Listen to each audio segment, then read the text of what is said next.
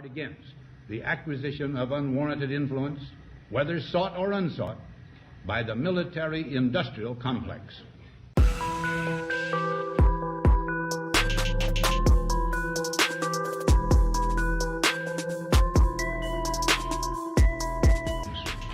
Our toil, resources, and livelihood are all involved. So is the very structure of our society. The potential for the disastrous rise of misplaced power exists and will persist. We must never let the weight of this combination endanger our liberties or democratic processes. We should take nothing for granted.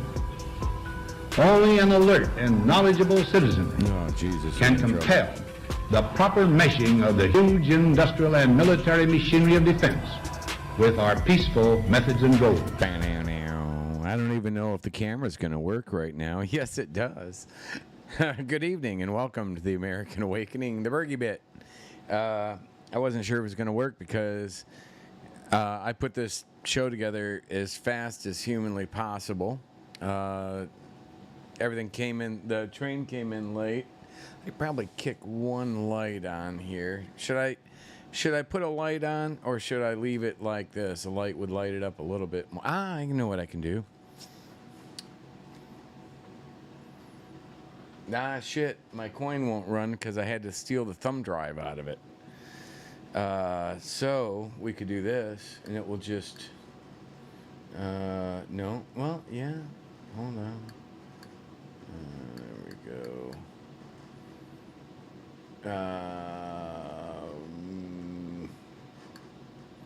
There.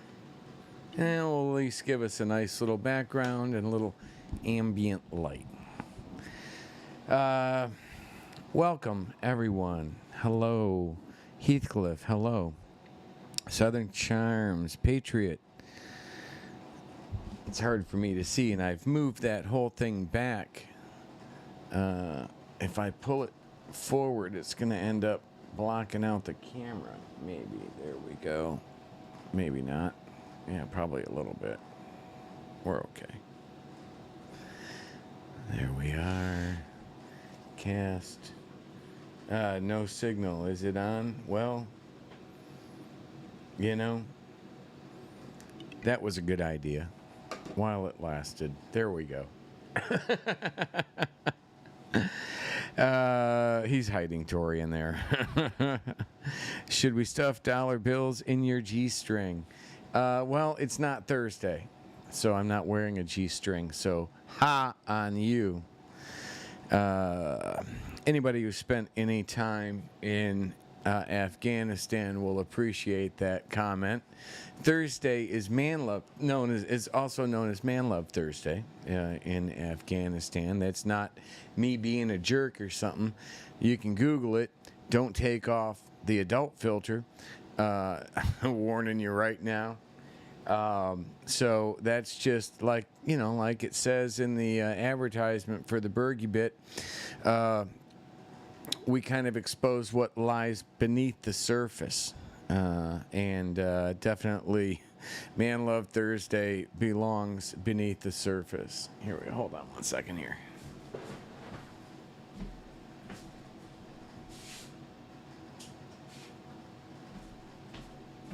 There we go. We'll just put one on. So I got a video I want to share that I took, a couple of them that I took while in West Palm. Here we go. Nice. Hey, I gotta catch you here, boss. You don't mind, right? Huh? You don't mind, right? No, I don't mind. Nice. So I gotta ask you a question. Have you Y'all know what question's coming right here, right? ever seen the documentary Shadowgate? I don't know what that is. Oh my God! You're walking around with a fucking fake news CNN sign, and you haven't seen Shadowgate? Nah, I'm just the guy that holds up signs behind the TV camera. You clearly not. You gotta go check it out, man. Gotta go check it out. What kind of self-respecting What kind of self-respecting protester protesting fake news hasn't seen fucking Shadowgate? So you're welcome. I gave him shit for that. The chick that was that produced it was arrested while she uploaded it about 3 months before the 2020 election. Millie True Weaver. story. She worked for InfoWars. Yeah. Yeah, it's pretty interesting. Yeah, pretty interesting. Hey, fake news, what's up?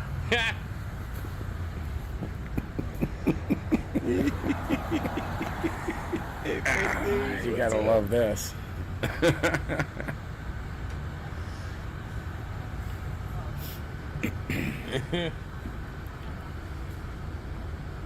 Are you from around this area, or? Yeah, I live right here. It's Oh, fucking okay. Canadian. They said there was lots of TV cameras out last week. Yeah, I had to go out of town, yeah. so I wasn't. Were you here last week? No. No. What's up? What's happening with fake news? Are you telling the truth today, or are you lying as usual? What's that? That guy You was, I report think, inaccurate news 99% of the time. I think Well, that that's guy- 1% he gets it right then. Yeah. Dude. Well, see, Bergie's glass is half full. That means he gets it right 1%. I think that might have been Fox News.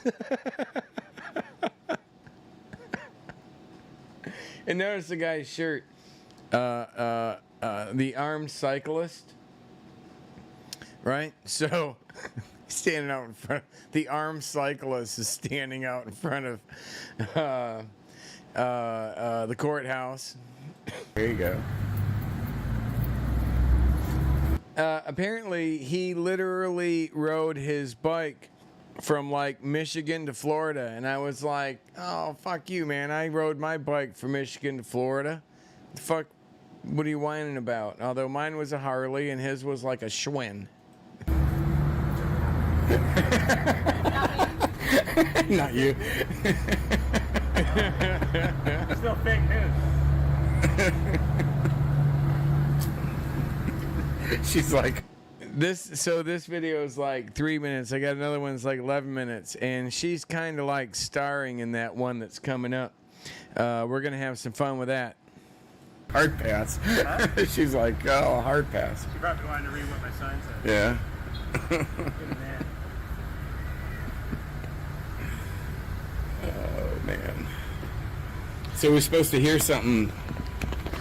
Is this some man on the street shit or what? I'm telling you guys. Around noon or so. Hey, remember, Rent-A-Cop, if you touch me or push me, you go to jail. All right? I'm just letting you know, and you have no more power than the average citizen, because I got my D&G license too. Is throwing around apparently a P&G license is for like security guard. So this somehow became like a security guard war thing. I'm not entirely sure. Definitely the guy is a provocateur, but is he an agent provocateur? That would require him being funded by an outside or like a third party organization. I wonder if he knows James O'Keefe. I did the 70 hours of Rent-A-Cop training. So 70 if you touch me or if you come near me, you go to jail. My friend, he ain't fucking around. This guy's got 70 hours of Rent-A-Cop training. He means business.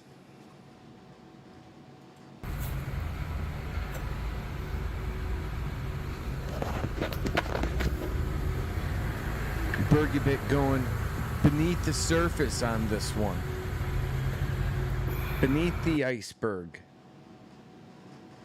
Okay, black holes. Nice. It predictively will just start jumping around my shit. So, I got the other one lined up here. There we go. I'm gonna throw my horn in. Have a Alex Jones moment.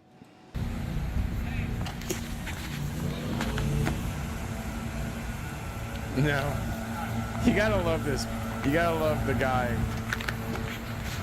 You gotta love the host, the news guy. He like never moves. He just stands there stiff as a board. Emotionless. I guess he's worried, like, you know, if he squeaks out a fart or something, the cameras are gonna go live on him. They could go live like anytime. But they're being held up because of the fake news guy sign. And he, let me tell you, he ain't going nowhere. He's standing his fake news ground. But the lady in the dress isn't having anything to do with that. So she just came back from the cops, by the way, up the courthouse. They don't seem to be helping her.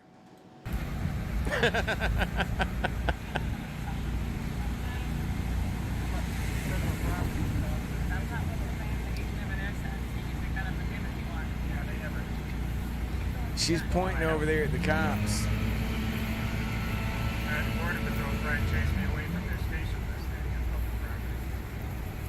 And I apologize. We're not going to be able to pick it up, but that's why I'm trying to provide a nice play-by-play. The reporter does end up dropping, or that lady in the dress does end up dropping something and bending over, and I'm very concerned that I may not have adjusted the camera quickly enough. But I tried to be respectful.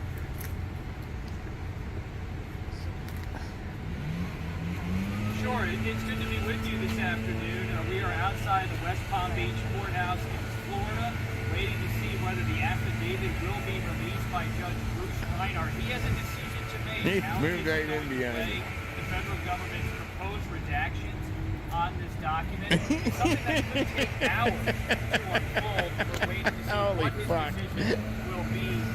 He's just got that shitty smile. Remember, he's a Canadian.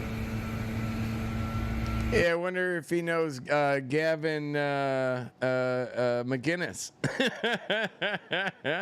Maybe he's a Proud Boy edition of like a pedal bikers for Trump. Proud Boy edition, Canadian style.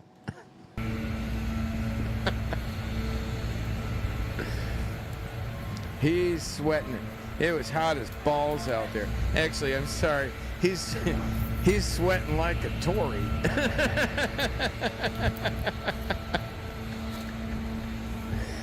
So she's, I think probably the producer, and she's just about ready to go. She just wants to go like batshit crazy. Did she just bend over? I think she may have bent over right then. I don't know. I had to check out the camera. That is a nice camera. Someday, maybe the Bergy-Bit, the American Awakening will possess such high-quality cameras. For now, we're not doing too bad. That's a pretty nice. That's actually a pretty nice image I got going here.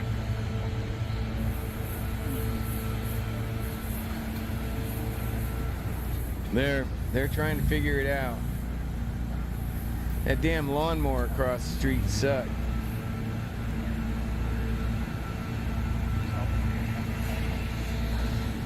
I think the guy in the red shirt is also some form of security. He doesn't like the biker at all.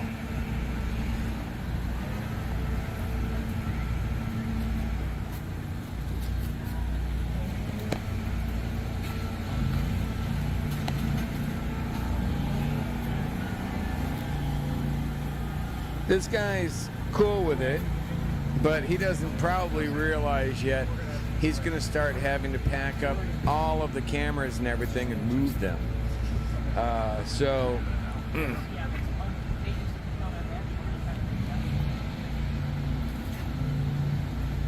Well, and they don't know what to do. Okay, so Tony, great point, right? They don't know what to do. But what's the problem here? It's not like it says fake news is CBS, because, by the way, that was CBS. Why is CBS putting a higher priority on protecting the rights of, on protecting CNN, their competitors, than they are protecting the rights of the First Amendment freedom of speech, which falls just before the First Amendment freedom of press, right?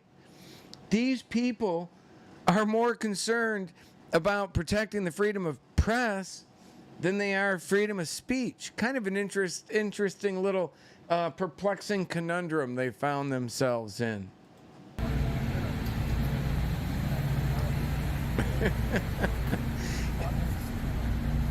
If it was me and I was the CBS producer, I would have been fucking zoomed in on the fake CNN is fake news guy the whole time going, hey, we're sorry, we're reporting live from the courthouse.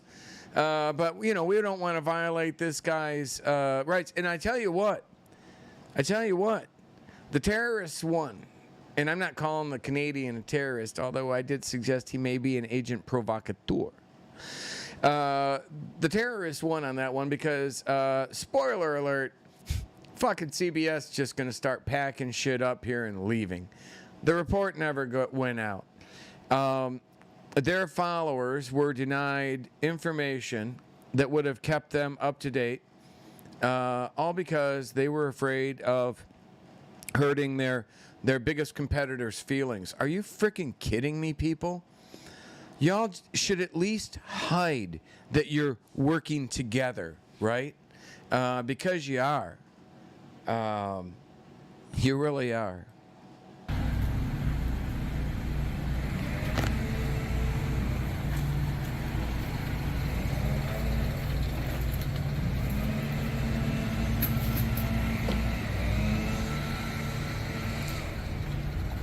Damn blower.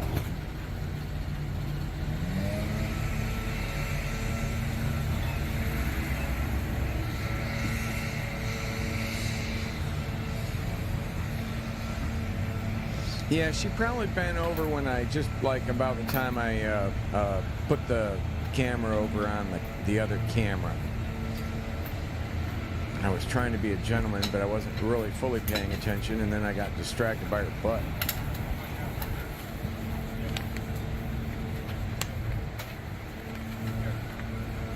She's going up to have the cops take him off the property. Yeah, she pissed. She pissed. She's gonna go have law CBS enforcement. is try to negotiate with this guy to get him to go away, but they won't.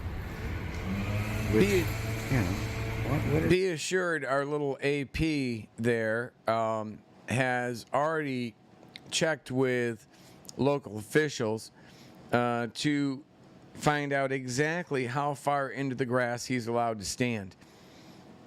So, you know, now they've got the reporter moved all the way to the edge of the concrete, hoping that they could use the letter of the law and have the guy with the fake news sign arrested. I mean, they want either out of their picture or arrested. Right? This is fake news. It's ridiculous. Is CBS worried about? Journalists should like be ashamed of themselves. advertisement for them saying that, hey, sign doesn't say CBS is fake news.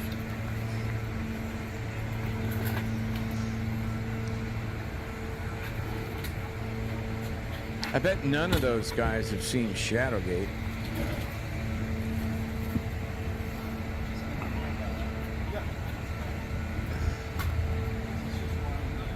She's over there trying to negotiate. Yeah, right, hip.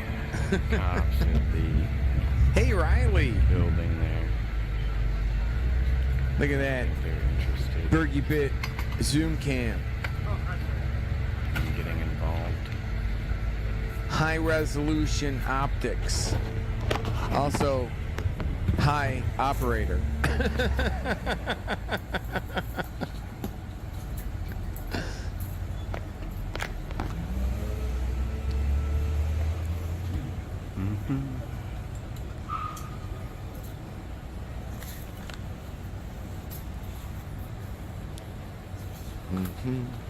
Well, that's a nice little tent too. And they got it set up. Look at their tents, like now right out in the street. Oh, and by the way, the city ordinance says you can't block the fucking sidewalk. So they're trying to get the guy with the fuck CNN sign arrested, and because he's like on the too far onto the grass, and he's now violated something that should have this man thrown in jail. Are you fucking kidding me? But by doing that, they've completely blocked off the sidewalk, which in itself is absolutely as illegal as that guy walking a foot over a specific line.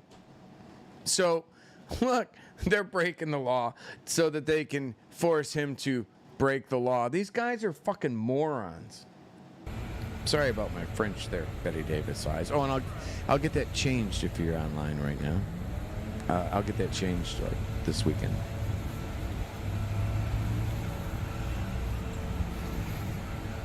Riley Bannon, or he is Canadian, so let's not rule out Gavin McGinnis.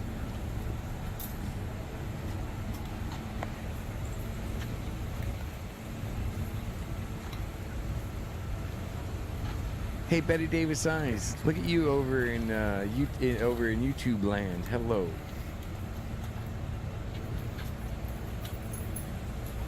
I did get your message though, by the way, Betty. But I've just been, I've been a little busy. Been out of town. Pissing people off. Misinformed 7. What happened to Misinformed 6? What happened to Misinformed 1?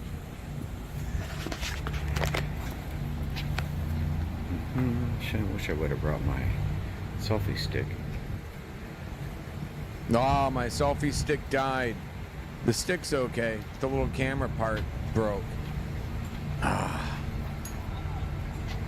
have to fix that.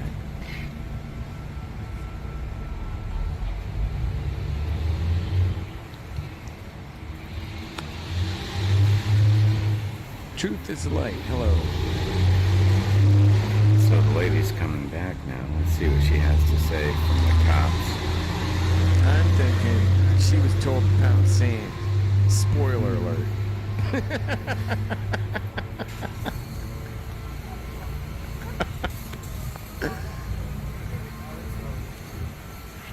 Okay. Huddle up. Huddle up. It's not looking good. He just stands there like a good little puppet. Like a puppet. News guy. Jesus. Never moves. Barely blinks. Got his little towel in front of him.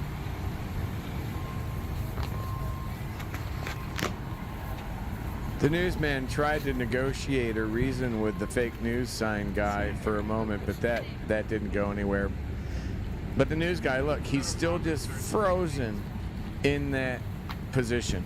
His feet buckled in together. He's basically at a pussified position of attention.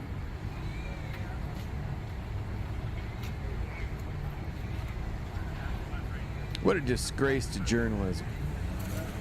What an absolute disgrace to journalism. Take the freaking shot, you people. Now, if that sign said, abortion, kill the babies, they'd be fine. He'd be like, oh yeah, get that in there. Jesus, people. First Amendment, freedom of press. It just disgusts me. It just makes me sick. These people just make me sick.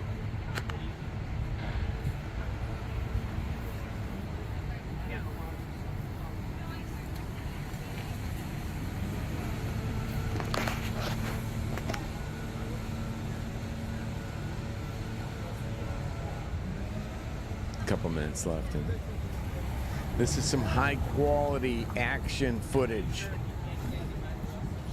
Hey, the reporter guy's moving.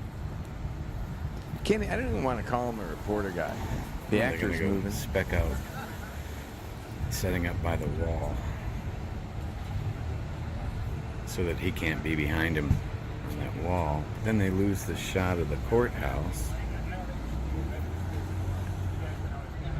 What do you want to bet those parking meters aren't paid? Oh, we're the press. Yeah, that is a problem, isn't it?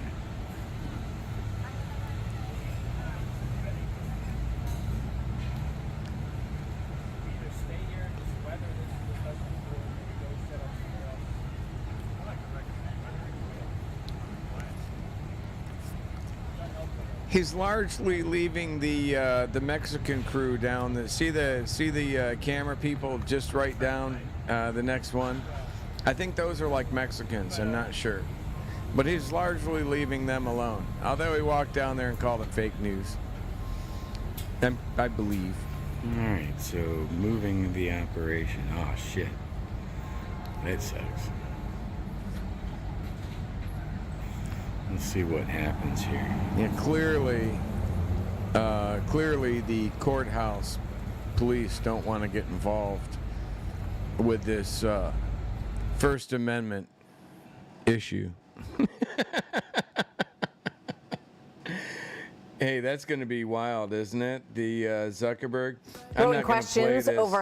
It'll get. But I want to watch it. I haven't watched that yet. That's going to be good. So let's go back to yours truly. Where are we at here? That was pretty wild, wasn't it? You know, the week before was when like everybody was there and the whole thing was like a shit show. But you know, I kind of found that to be a pretty interesting little exchange. I am an information assurance security officer. I was with the Department of Defense for almost a decade. It goes like this. You can have, and this is with the Department of Defense, but, you know, clearly Trump's going to fall under the DOD, at least in some component, when it comes to the classification. So you start out with an IMO. I was actually an IMO in the Army. What was it, 26 Charlie? I forget. And someone's going to go, oh, I guess it's like 26 Charlie, but they kind of fucking changed it like midway, right? It had just been changed. But then I went to a Bravo, but I was never certified or trained like at AIT as a Bravo, 25 Bravo, actually, I believe. Maybe 25 Bravo, 25 Charlie. Bravo would be like network switches, satellite dishes, and such. But when I was attached to JCSE, Joint Communications Support Element, I was an IMO so that was literally my MOS. Information management officers put within all these organizations. Every organization, I believe it might be staff level or above, actually gets like KMs, which I'll go into in a second. But an IMO would be at any level of our government, well, at least in the military, and I believe as well, like at the White House. White House is going to have an IMO, an information management officer. So, let's say Trump wants to use his absolute power as the classification authority to grant someone a clearance, secret, top secret, whatever the fuck he wants. He can grant that person clearance, to my knowledge, immediately. Not like a 4, 8, 10 year background history check and that goes through adjudication for about a year. No. Trump says you got this clearance. You've got that clearance. Now, what's going to happen is a memorandum's going to be made up, and that memorandum's going to define exactly what this person, even though they have a clearance, let's say, of top secret, there's going to be very specific shared drives and servers and networks. And in fact, anybody who knows anything about like Department of Defense networks, I was a network administrator in IMO for Giant, that's JIANT, for SOAS, for what else was I? I was a NATO secret, Centrix K when I was in Korea. Nipper, Sipper, right? I was and I held an above top secret clearance. So basically, if Trump appoints someone like that, a memorandum's made up, and if that person came to me as an IMO and said, I need access to this, and on these networks, I would say, no problem, you've come to the right man, now where's your memorandum?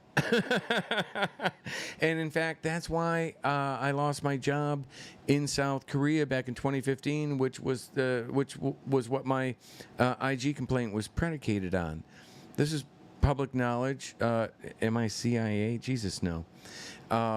Do you think? No, I am a complete dumbass, right? I will be the first to tell you that I may not have always been the best use of your taxpayer dollars.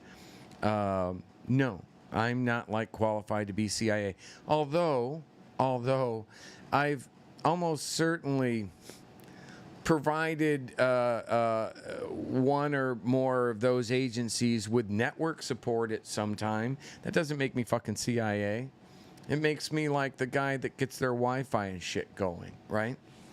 Although I had a little more fun than that when I was in Afghanistan, but I can't go into that at all.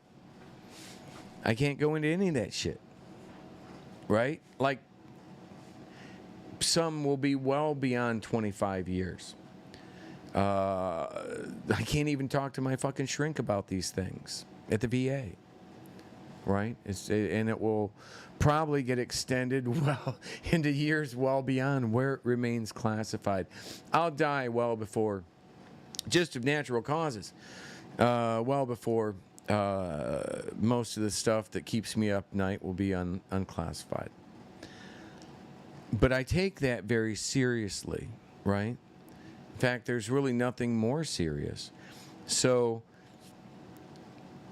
as this stuff unfolds at with the Mar-a-Lago raid, with the appointment of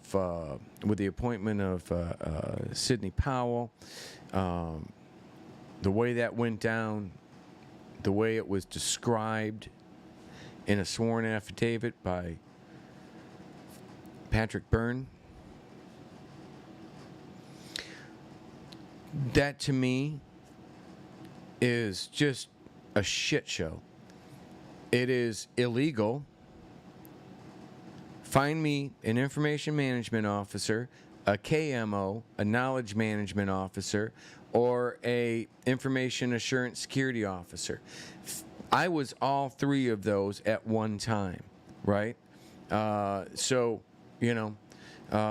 anybody who's provided tech support or support, contract support, or even in uniform to the Department of Defense will hear what I'm saying and understand immediately what I'm saying and recognize that I know exactly what I'm talking about here.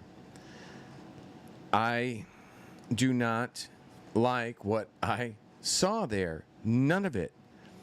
And, okay, but let's take any personal biases. I stood up to I called out Obama's national security advisor, former NATO Supreme Allied Commander, because his company placed the contract before our country. And I find that appalling. So, that's me. So when I see these things that are developing when it comes to the raid on Mar-a-Lago, the justification behind it, the mishandling of clear mishandling. Oh my God, we're going to go into, probably in the second hour, I'm going to go into reading. I'm going to go into reading. Let's see where we're at right now.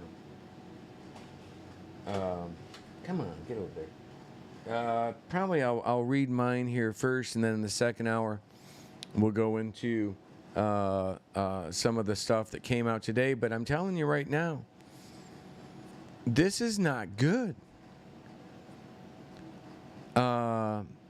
So from a personal perspective, I don't like it because I believe it jeopardizes our national security. Something I was I was given a sacred trust by our country.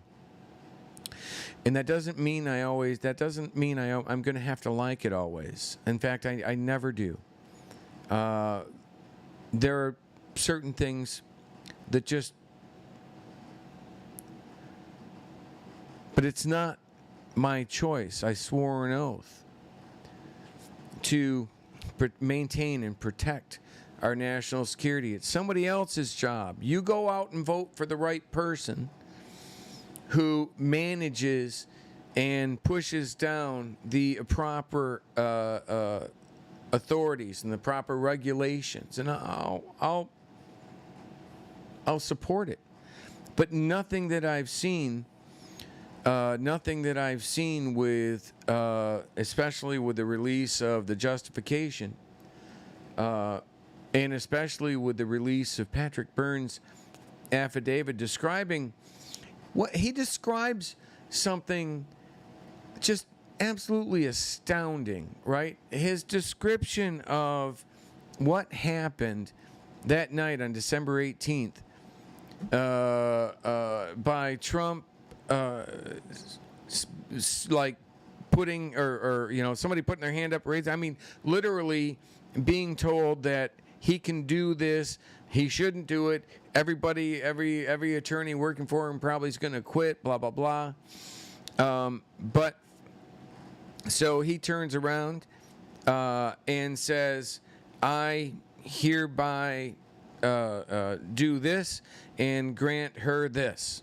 I'm hereby promoting her to special counsel. Now, Trump could, hey, hip, yeah, I need a nod too. Trump could take and turn a PFC into a general. Correct me if I'm wrong. That's kind of definitely out of my AOR. But I think it is in a time of war, or I don't even think it would be required in a time of war, he can promote anyone to anything, which I would be abusing the shit out of that if I ever was president, which is why I should never be president. No, so he can appoint anyone to any position, right? I didn't like any of it. It threatens our national security. The way it's been reported, and I have no reason not to believe the reporting of it, is that there were different classifications of materials mixed in between stuff. Oh, and by the way, I owe an apology for giving Trump the benefit of the doubt, like last week when I was talking about this. I owe you an apology. I gave him benefit of the doubt, saying, there's no way he didn't literally build a certified, DISA certified skiff in Mar-a-Lago that was authorized and tested and approved to hold classified material. I said to myself, oh no, for sure, he had to. He's fucking president for 4 years. He spent a lot of time at Mar-a-Lago. Are you telling? But according to the document we saw come out today, he didn't. There was the FBI guy. The FBI guy said he searched and couldn't find any such certification. Now, I'm not entirely sure, based on how it was written and how I read it, if he's referring strictly to after he was president. If he's referring to after he was president, then that would leave open the possibility there was something in place before he left that was certified. But it doesn't seem to say that there. So I'm just going to have to go out and apologize, saying I at least gave Trump the benefit of the doubt, because if they transferred using a courier card, and hell, the thing's just a little fucking index card. I mean, literally index card paper, but it's got all the stuff written on it.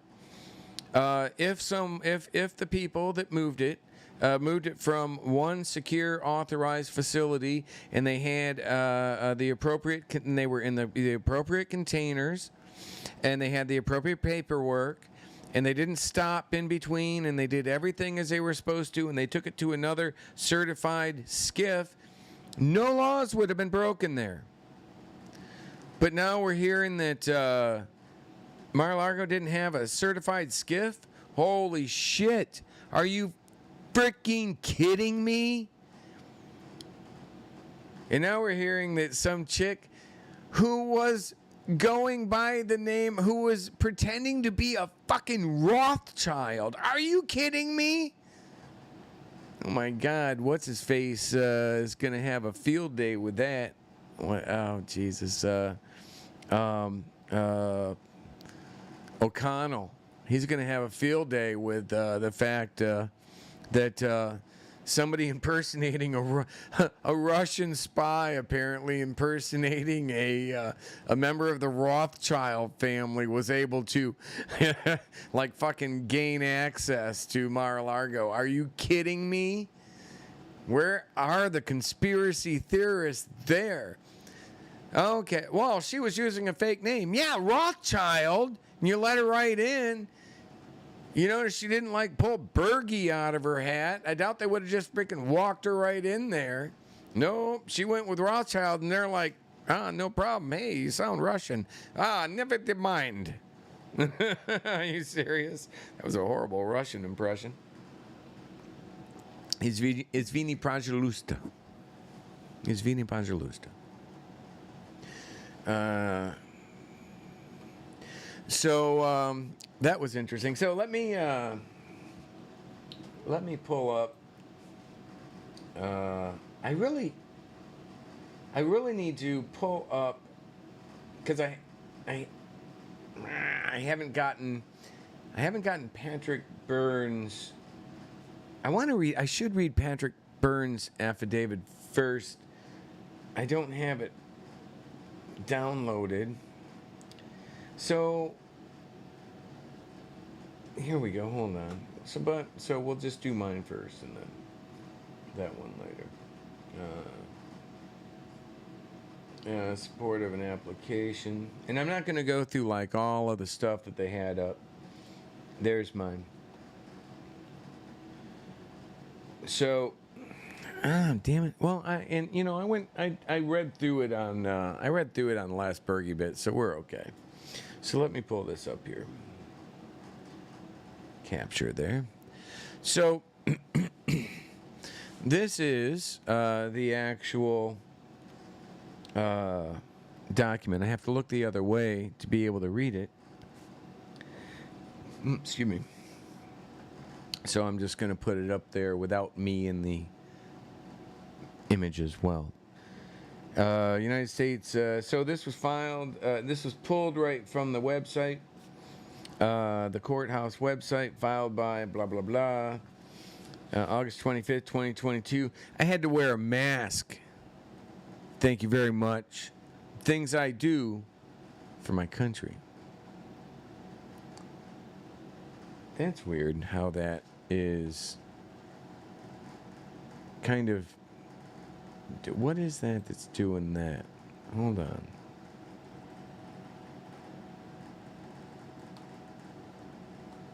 Oh, it's the thing. There we go. Hold on. Control Z.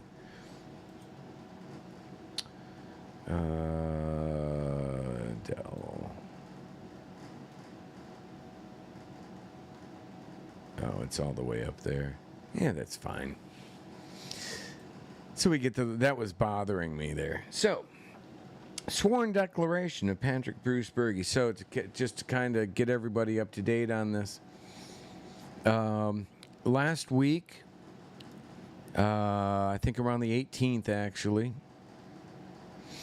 Patrick Burns submitted an affidavit to the United States District Court, Southern District of Florida, using the same criminal case number. And basically everything is exactly the same. Like, I just copied his. I just put my story in there, my name. So I knew that it would be accepted. This is the sworn declaration of Patrick Bruce Bergy. And what I wanted to do was to provide additional context to Patrick Burns' affidavit that was submitted, which I don't believe some of it. I believe parts of what he's saying are contrived. And I don't trust the man. And I think if you trust, because honor, integrity. Why are we trusting these people that have shown us time and time again that they're not people that can be trusted? General Flynn's a great example of that. Good friend of Patrick Burns. Go figure. He's a great example of that. He literally, Trump had to fire him for lying to him. But what he lied about was the dumbest thing in the world, because really, he hadn't violated anything, but actually kind of did. Because although his talking to the Russians post 2016 presidential election, where he was in the transition team, that wasn't the problem. The problem was he was working for his D.C. lobby firm, Flynn Group, and apparently he was paid like $50,000 or some odd amount, maybe rubles, to pose for a picture with Putin and spend and do something on RT. So basically, he was paid $50,000 to use his former position, I believe, as a 3-star general. Again, that's a sacred trust that all Americans bestowed upon him, and that he's sworn to protect and uphold. I don't think he did a great job there. And what they did, that was the emoluments clause that they were using on Flynn, because they said that what he did without first getting permission from someone within the Department of Defense, he by taking $50,000 to basically be used as Russian propaganda, giving credibility to Putin, just like, and then taking that money for that, that's freaking treason, in my opinion.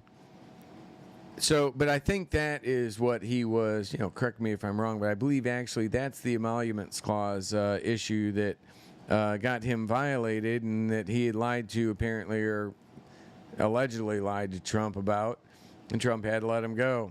Apparently he lied to Pence about something too, so Trump would have had to let him go for lying to Pence. So we got General Flynn, who clearly cannot be trusted, and then he builds a frickin'. Then he gets pardoned by Trump and builds a dam after 4 years of causing Trump really more, causing my president so much grief and just as ammo for the Democrats, doing the same thing if not worse, right? But he just gave them all this ammo that they used for over the 4 years in the impeachments and all these things, and then Trump goes and pardons him, and he builds a cyber army, and he's using these cyber armies to basically, for the same reason, basically for everything we described in Shadowgate, which is exactly the capabilities I helped build for him and General McChrystal when we were in Iraq and Afghanistan back in 2007, 8, 9, 10. Well, 7, 8, 9, 10. So I have a problem with that. He's clearly shown himself capable by accepting, and it may have been more money than that, but he's clearly shown himself incapable of trust by doing that, taking money from our adversaries to be used as propaganda against Americans. Only because, for the only reason, right? If he had gone to work for Starbucks, he would never have that value. He didn't. He was a huge, huge asset for the United States of America. You know, all these retired generals get paid these phenomenal amounts of money to sell out to other countries, and some of them will do it like, let's say, Saudi Arabia, and they'll be like, oh, but we're friends with Saudi. Yeah, really? Didn't they fly? Weren't they the ones that flew like the 19 people into our World Trade Center? But yet they'll do this over there, and they'll get away with it. These are multi-billion-dollar contracts that the Saudis are putting out to all these retired generals and their DC lobby firms and their military-industrial complex firms, where they take and they sell out us Americans, right? They sell out us Americans to these foreign countries because, like, if you take something I helped build at taxpayers' expense, which is a weapon, and you turn around and you provide that as a service or a capability to another country just because they're our friend, right?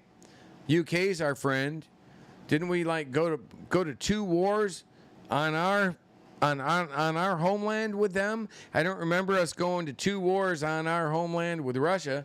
I remember us, freaking a big PSYOP war, the Cold War, right? But I don't remember actually an actual kinetic on our soil war. So I have a problem with this. I have a problem. I drove all over the state of Florida. I supported Trump. I believed in what he was saying because what he was saying was true, but he just wasn't being true about it. He was freaking grifting it with Roger Stone and Steve Bannon. Bannon was targeting what he called the neurotics. I now call Taurians. He literally targeted the most broken in our society. And it's pretty simple to do. But they use the analytics that they developed and the capabilities of those that they developed for Cambridge Analytica, of which General Flynn was on the board. And then they use those capabilities to bring in the most vulnerable of our society and to weaponize them. They basically weaponize stupid. I'm joking. These are Americans. These are good people. These could be your brothers, sisters. They believe these people. And they believe these people because a lot of the stuff that they're talking about exists and goes on. I wasn't joking about what I said in Shadowgate about what's going on, and I could actually prove it, though. But I got wrapped up with these sociopaths that are running around, these grifters running around, making up stories. I'm a time traveler. But I'm a super spy. You know? But yet you look at their records and they're like freaking grifters. Or have done major time in prison for, like Jonathan Lee Riches, for fraud, wire fraud, phishing scams that wiped out the most vulnerable, the oldest and the most vulnerable of our society, financially wiped them out by stealing their life savings. That's the kind of people these are. And these people are being elevated into these platforms all around Trump. You know, this amazing, the potential of an amazing movement that was actually largely started by disaffected Bernie Sanders folks, and just disaffected libertarians and disaffected Republicans that were looking around going, this is bullshit, right? That's why people believed in Trump. But he was just freaking, whether he was just being played or what, I don't know. But the people around him absolutely failed us. And they certainly failed him, and I believe he's going to find this out very quickly, because you're the captain of a ship, and if your ship happens to be the Titanic, you're going down with it, my friend. If you don't, you can't get away with it in today's society, with social media and just everything being available. Oh, and by the way, that lock her up thing, the liberals have just seized that. And they're turning around saying, lock him up. Ooh, didn't think that one out very far ahead. But that was actually almost certainly, in my opinion, something that would have been started by like Roger Stone. The king of dirty tricks, 30 years, who was Paul Manafort's partner. Right?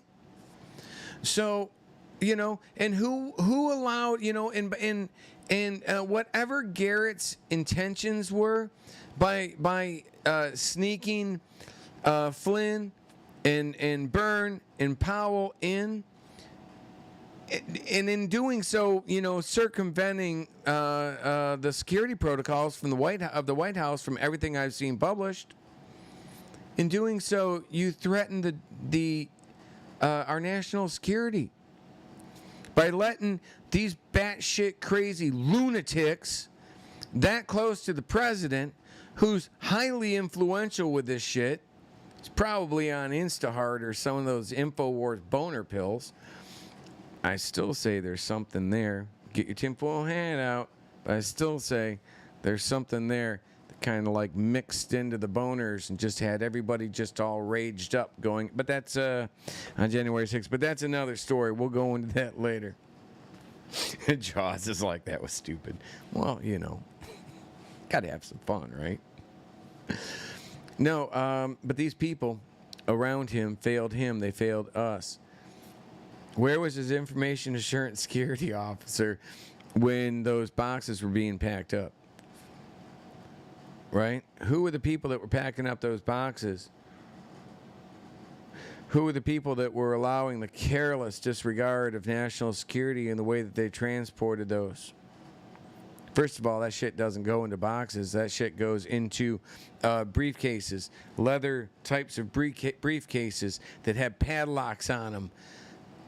Please, somebody show me how moving fucking top secret documents around in cardboard boxes outside of a skiff that they are in would be even remotely allowed. I mean, literally, people lose their careers. People lose any hope of advancement within our government.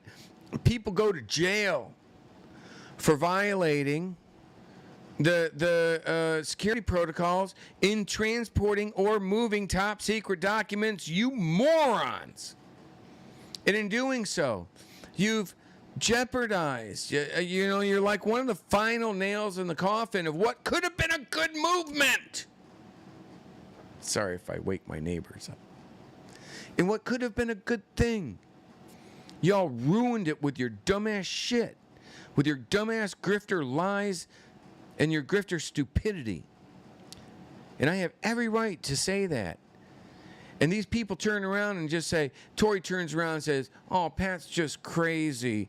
It's all lies. Well, instead of saying I'm crazy and it's lies, why don't you answer the claims that I make in this document, which now I've went through enough time to where I can actually go to break. But hopefully, hey, Bryn, it would be a huge thing. Bryn, would you be able to email me on break the Burns document? I'm telling you what, Bryn has been awesome on that. Actually, if I go to jail and shit for any of this stuff, I'm blaming Bryn. If this blows up in my face, I'm blaming Bryn because she freaking texted me at fucking 2:30 in the morning when Burn dropped that affidavit, and I was like, shit just went south after that. I'm like, oh my God, here we go. Here's the evidence. So, Bryn, if you can, could you send me the PDFs on that, and the PDF on that, and we'll go. I want to go through that first after we come back from the break, and then do my response affidavit, and then go through what the DOJ put out. And that's going to be an awesome Friday. And we'll run late. I'm okay. I got more coffee. I have no creamer because I didn't get cream before I left because I thought, well, if I'm gone a couple days. I'm drinking black coffee right now with a little sugar in it, so we're okay. It's just sweet enough. On that note, I'm going to go grab a smoke. We're going to take a 10-minute break. If you can help out, which absolutely awesome. Thank you to everybody who helped out on Patreon. And I tried, I tried to keep stuff updated there, and the links. And I only made like these videos. You can see now at YouTube, /The American Awakening. But I only took those off of private just before the show. And they're pretty good videos, right? So I put those up just for the patrons as a way to say thank you. Oh my God. Mike Jaco and his wife, Tracy Joe. God bless you. They totally covered like the hotel room and everything. Excuse me. Thing that sucks is like apparently like solar flares or some shit was completely taking out the ability to live stream and such. But there's a whole, oh my God, and the printers and when we come back, I am going to blow your mind with some next level tinfoil hat shit that actually happened. So I will see you guys in 10 minutes. Thank you very much. If you can help out, stop over at freedomstream.tv or patreon.com or right here if you're on Twitch and you can help out. God bless you. I'll be back in 10.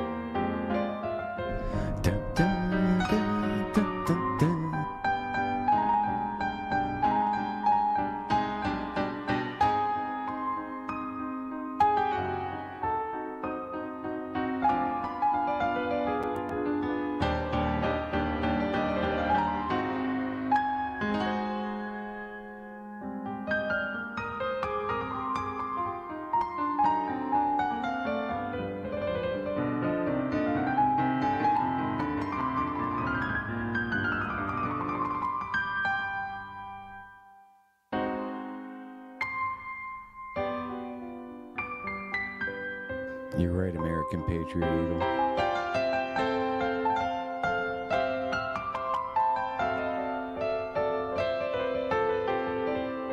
You're not wrong at all.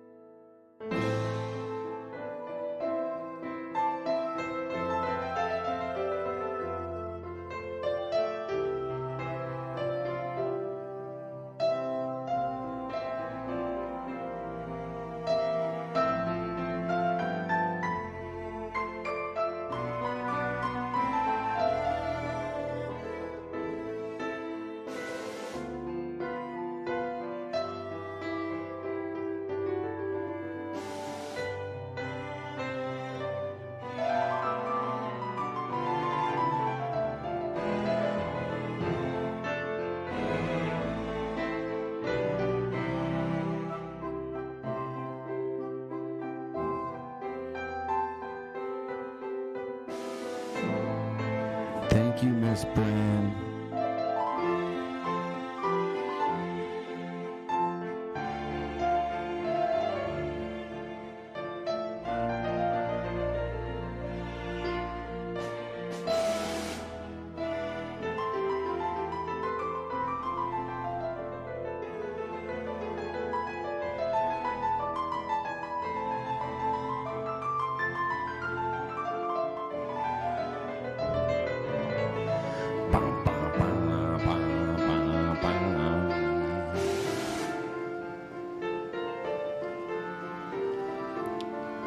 Dun, dun, dun, dun, dun, dun.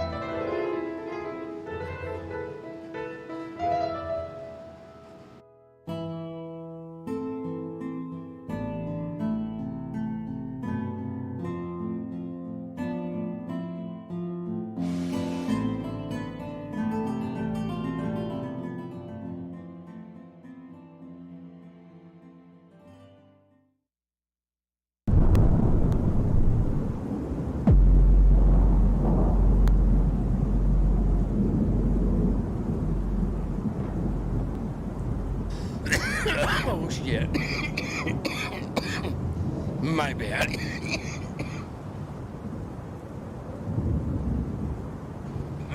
Holy Jesus. Welcome back, everyone. The American Awakening. PFC Bergy reporting for duty. Holy Jesus. I blame Missing Parts. Hey, where is Missing Parts in the audience tonight? Hello, Missing Parts. So thank you very much, Hachu. Do I have a burn? Where's my burn? I do want an Hachu. Do I got one somewhere? I bet I got one here, but we're not going to close. But I got a burn. I got an Hachu. God bless you, Patrick. We got to bring that back in over here. Hey, if I went to burn, no. Host. Got to bring that in. Oh, it won't let me paste it. You bastard. We'll do that later. Got you, Hip. Thank you very much, Hip. Hip sent the lava lamp and has on the way some beverages from one of his clients, and I think that's absolutely awesome. We won't go into it, but we're going to enjoy that with Stevie the Beach Guy. I'll tell you right now. So that was an interesting comment that excuse me, American Eagle 1776 made. I'd like to throw out there. Bannon stole millions of dollars from Trump supporters via the We Build the Wall grift. And what did Trump do when he found this out? He pardoned Bannon for scamming Trump's own supporters. If that doesn't say everything about Trump as a person and how little he cares about his own followers, I don't know what does. And I can't disagree with that. I can say that Trump is a kind of a make an omelet without breaking a few eggs type of guy, for sure, clearly. But, he left some other good people. He left some other people, I believe, probably the ones that actually didn't even do anything. I don't know enough about the story to be honest with you, but I know, like, some veteran that was involved with that, like, freaking didn't have any legs, and which, you don't want to fuck that guy over. And what was his name? Dustin Stockton and his wife. They didn't get pardoned. They did a lot for Trump. What they didn't do for Trump was go along with the January 6th rioting stuff. Even though they had brought the people there, they were very clear as far as not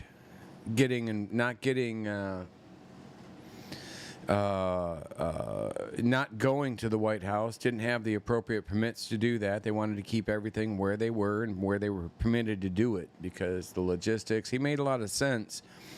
I believe that's what they went and testified to. You never heard their testimony. You never heard Dustin Stockton's testimony during the January 6th committee thing. I wish you would have. It's kind of important. And it wasn't in support of Trump. I don't know why they didn't use it, but don't feed the troll.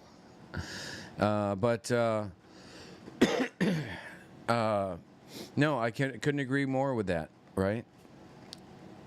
Surrounded himself with people that did bad things and then protected them.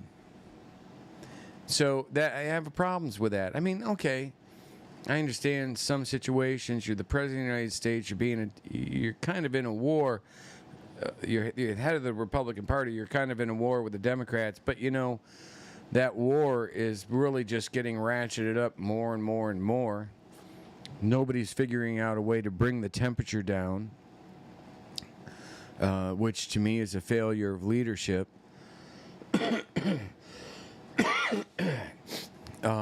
I believe Trump probably did more. I believe Trump probably did more to help bring that temperature down when he first came into office, or at least attempted to, than Biden did. Biden, to me, is just a puppet. He shouldn't be in there. His son, his family, what I saw on that laptop, the whole family's jacked up, and it's a huge threat to national security. I'm not going to call Trump out without calling out Biden for the most obvious shit. Man, we've got 2024 coming up pretty damn quick now. The campaign's already begun, and if we don't start getting our heads together and actually finding a candidate that can win and that is honest. Hey, thank you very much for the hype thing there. Not entirely sure how that works, but it's got like level 1 and stuff. It's got the little things, so thank you very much, guys, on Twitch. But no, so let me do this here. I wanted to read Burns' statement, but I got to move my microphone over here so I can read it a little more easily, and I hope I don't break it or pull that off. There we go. But this is, excuse me, so this was filed on August 18th, 2022. Criminal case, BER-1, NRE sealed search warrant. Does that look familiar? Bergy, the PFC. So Patrick Michael Byrne, as opposed to Patrick Bruce Bergy, hereby declare under penalty of perjury, pursuant to blah, blah, blah, that I have full personal knowledge of the events and matters set forth herein, and testify that the following is true and accurate to the best of my knowledge. I, Patrick Bruce Bergy, hereby declare under penalty of perjury, pursuant to 28 U.S.C. 1746, that I have full personal knowledge of the events and matters set forth herein, and testify that the following is true and accurate to the best of my ability and knowledge. I am over the legal age of 21 and competent to testify. Oh, I am over legal 21 and competent to testify. Now, I added one more thing that I felt was relevant. I am an Afghanistan veteran that provided contract support for the DoD as an Information Assurance Security Officer, IASO, for a combined 10 years. My highest level of clearance obtained was TS-SCI. Now, that's pretty easy to verify, and that was sworn in court. So you should pretty much be satisfied that I am who I say I am, at least with that aspect. Again, I'm not saying I was the best, but, you know, I was honorable. So let's go back to Burns here. The facts stated herein are based upon my personal knowledge, and the dialogue quoted here was documented approximately 30, 40 days ago. Now, I don't want to actually read that. What I want to do is I want to go to where he kind of breaks down on the last page. I believe it's like right here. I witnessed a former national security advisor advise the president of his power to verbally grant any level of security clearance to a person on the spot. On December 18, 2020, I witnessed Marbury Madison in action. Okay, that's just being stupid, but okay. He's talking about his plenary authority to appoint someone, I believe, there. On December 18, 2020, I witnessed White House General Counsel advise the president that he could make a verbal appointment. December 18, 2020, I witnessed President Donald J. Trump verbally appoint Attorney Sidney Powell to the position of White House Special Counsel. That's important. That appointment was made. We'll go into that. On December 18, 2020, Attorney Sidney Powell held a position of White House Special Counsel. On December 18, 2020, I witnessed General Michael Flynn, who was 24th United States National Security Advisor, advised the president that he would verbally grant on the spot any security clearance level. On December 18, 2020, I witnessed President Donald J. Trump grant White House Special Counsel Sidney Powell a top secret security clearance. On December 18th, I witnessed White House Special Counsel Sidney Powell held a top secret security clearance. He's very specific about this. Are you kidding me? In January 2022, I had the opportunity of a social visit with the Honorable Rudy Giuliani. Over the course of lunch, I asked him what happened, such as that our conversation in the White House had not been implemented. Mr. Giuliani told me that after our party, he's asking this, saying this was the first time he heard that. This was the first opportunity that he's had, apparently, to speak to Honorable Rudy Giuliani. Of course, back in January of 2021, he wasn't calling him the Honorable Rudy Giuliani. He was calling him the alcoholic and drunk. Over the course of lunch, I asked him what happened, such as that our conversation in the White House had not been implemented. Mr. Giuliani told me that after our party had left the White House at approximately 12:15 a.m. on December 19th, he spoke to the president for additional 2 to 3 minutes. 2 to 3 minutes. And he's not saying that he was with anybody else. It was just someone who Patrick Byrne is known to have been a drunk alcoholic and incompetent, basically. That's literally what he was saying. Whereupon the president verbally reversed his decision and instructions, and that is why the White House, and that is why those earlier decisions were never implemented. Now, you know what else happened in January of 2022? And I bet you guys are going to say, "Oh, that's what Bergy's going to say that's when Byrne and Giuliani met with Tory and Milley and Gavin and all the Torians, and then they all turned on me and attacked me." Bergy's going to say that, right? And yeah, okay, I'll probably get to that. But you know what else happened in January of 2022? That was when Trump first turned over several boxes, like a bunch of boxes of classified documents in cooperation to the NARA, the National Archives, right? So that was in January 2022. I wonder how that was timed with the date. Now, he doesn't say that he was in Miami, but I have evidence, which I put in my affidavit, that shows he was with, and of course it looks much better, the one that I printed, than the one that they uploaded here. I'm telling you right now. But that is... Tori got fucking saved on that one, because she's like that little troll-looking thing between Byrne and Milley, and then that's Giuliani and Milley. Now, if you could see the background on that clearly, you would understand that that was almost certainly taken at the same location at the same time. And so then that was in January 2021, so 2022. So I'm thinking there's a very high probability that that was the time, the January 2022 meeting that Patrick Byrne and Rudy Giuliani, or at least Patrick Byrne claims to have had with Rudy Giuliani. So if that's the case, I wonder what the timing of that was with Trump handing over those documents peacefully.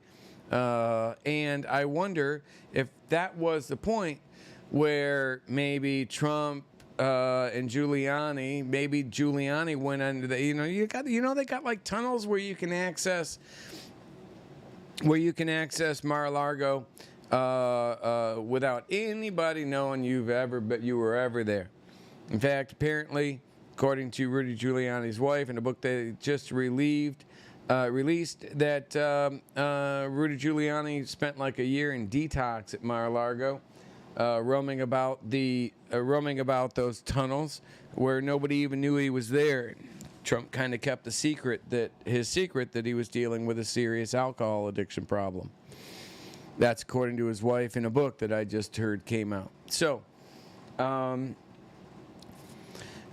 how do we know that they didn't decide then that, oh shit, the testimony that Byrne provided may have suggested that there was something written down, maybe handwritten. You'll see that there was suggestions of handwritten notes on documents, right? That were classified documents. You know, it would be funny. How many of you at the at your office, if somebody calls up and you don't have a pen handy, or you don't have something handy, how many of you would just grab the nearest paper and write on it, like an address or something that you needed to remember, right? Would Trump do that on a classified document, let's say with the appointment of Sidney Powell? Huh?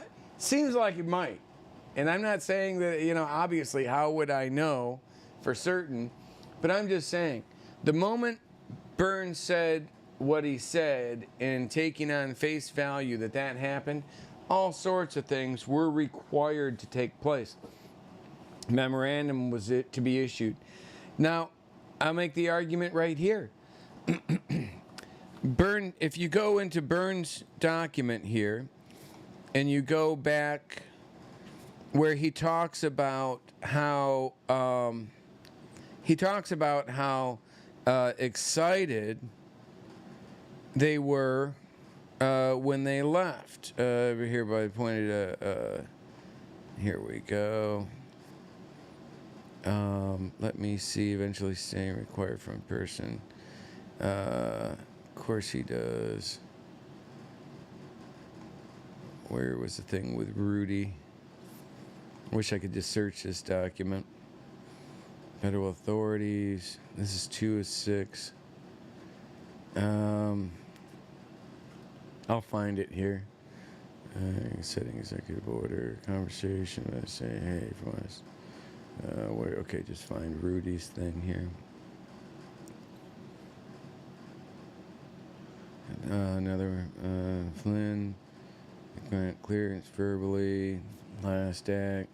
It's important that I find this here. White House counsel did not dispute. Left room angrily. Yep, that was pretty accurate. Well, okay, hold on. Why isn't this president that he could position a president? Powell. Okay, so over the same lunch. Okay, here it is. The 4 of us. Okay, right here. So over the same lunch, Mayor Giuliani mentioned that he knew in my book.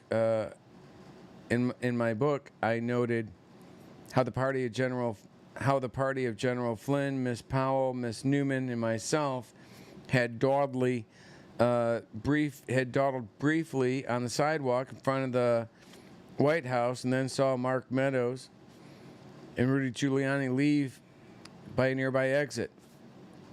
Mark Meadows and Rudy Giuliani left together and walked away to the west. The 4 of us strode east, elated, with Sidney ensconced as White House special counsel and Mike providing organizational skills and his vast expertise of D.C. Yeah, he's a fucking D.C. lobbyist. Oh, shit, I'm not on that. I should put that over to you guys so you can see it. Sorry. But that's where we're at right there, okay? Right? The 4 of us strode east, elated. Ms. Giuliani indicated that the president had already strode class elated at that time. We felt it, and we felt the change of success high. Ms. Giuliani indicated, now this is the same time that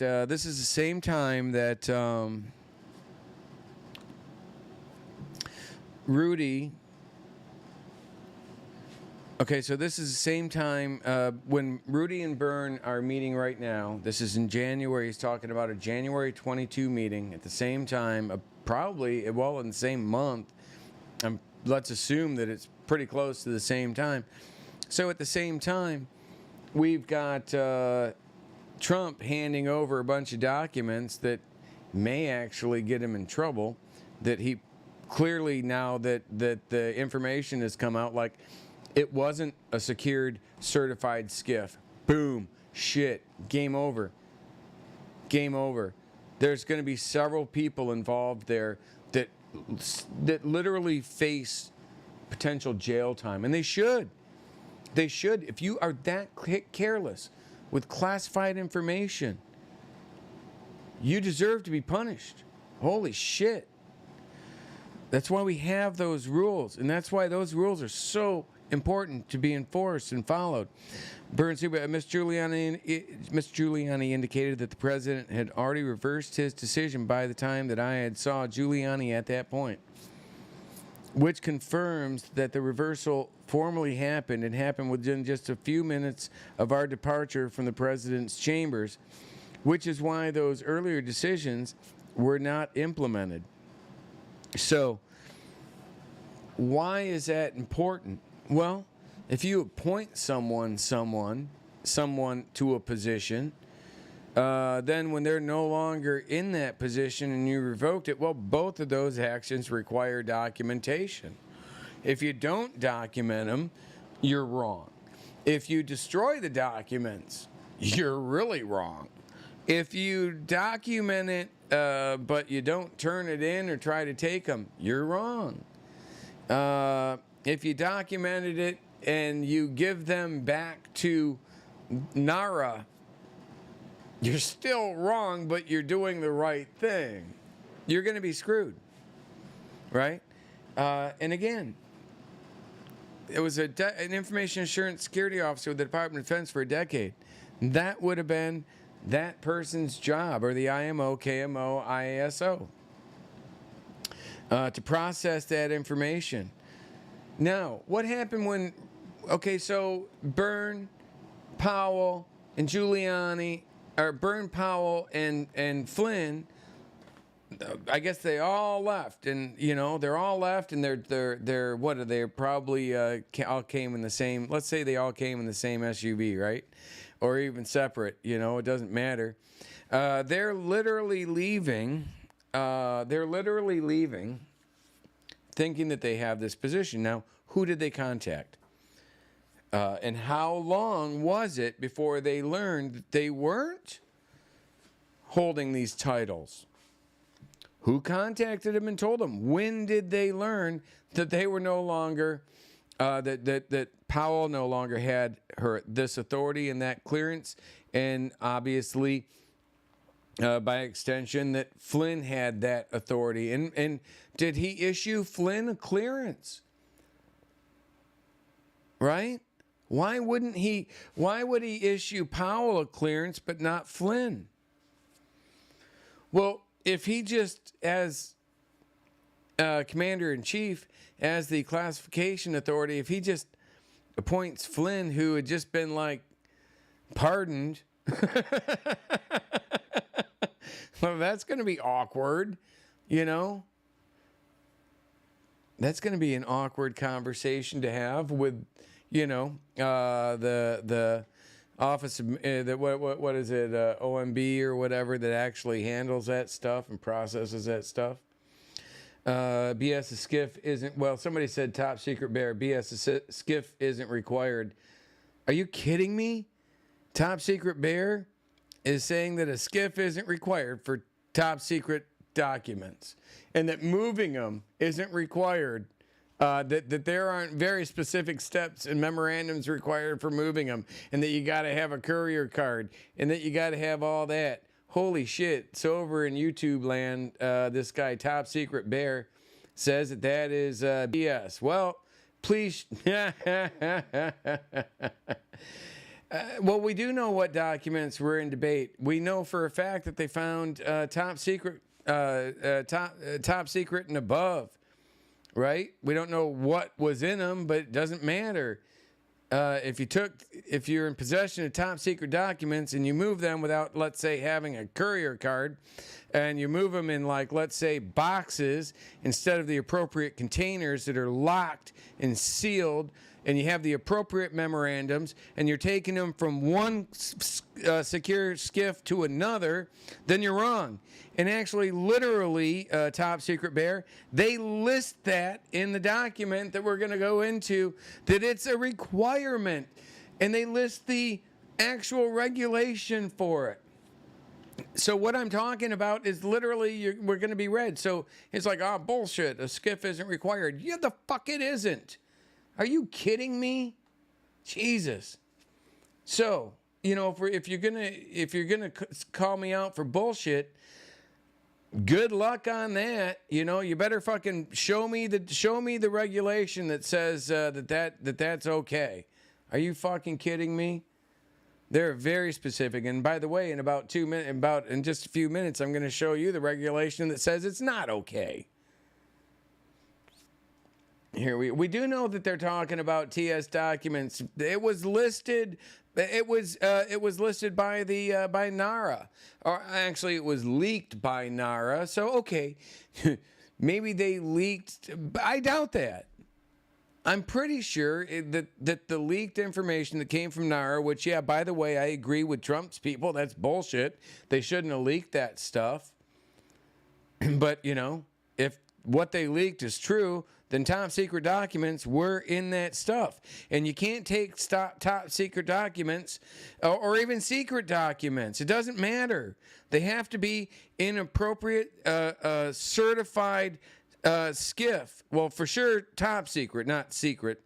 Secret doesn't have to be in the same skiff, literally in a skiff, right? But then, boy, that gets into some gray areas. Generally, if you got one of the classifications, you're going to have the other. You're going to have a fucking certified skiff in the room, in every room where those stuff are handled. And why didn't Trump actually have one built in Mar-a-Lago? He could have had a nice one built, taxpayer expense. It could have had like gold fucking VoIP phones inside, and gold laptops and gold hard drives that would have to be removed from the actual laptops every night, and the hard drives put into a safe when they're not being used. There are so many levels of security and such when you go into a skiff. That's why we cut our contract with HP, because HP stopped making the removable drives in a certain brand laptop that basically was like the laptop for classified government computers, because they had that removable, hot swappable, removable hard drive, right? And you could take that drive out. It didn't require a screw or anything, and you could just take it out and you could put it in the the safe, because it had to go in a safe, right? So, you know, there are very specific requirements for all this. And if you violate those, it can go from multiple levels. So, what we got here, it's important to understand. When did Powell and Giuliani know? How did Trump make the rescinding of that authority and the clearance? When did Trump make that or document that? He had to have documented it. If he didn't document it as an IASO, I'm telling you, he's wrong, and potential big problems there. They don't joke around with this shit, people. We're talking about national security. They don't have a lot of sense of humor about this. They don't care if you had a TV show, the #1 TV show for 15 years in a row. They don't care about any of that. Your nice plane and all these jet and all these things. It's national security. That's the only thing that they care about. And so the stuff that they pulled out of there, that's bad. And if you want to deny this, if you want to just go into some sort of denial, how is that helping the situation, right?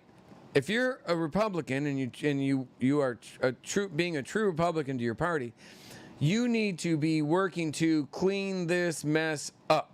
You need to be vocal about it. You don't just need to be playing along, saying, "Oh, you know, no." Ask questions. Something's going on bad here. Now, are the Democrats going to weaponize this politically? Of course they are. No shit. That's why I say, why did they even do something this stupid? Because they know that it's going to be weaponized.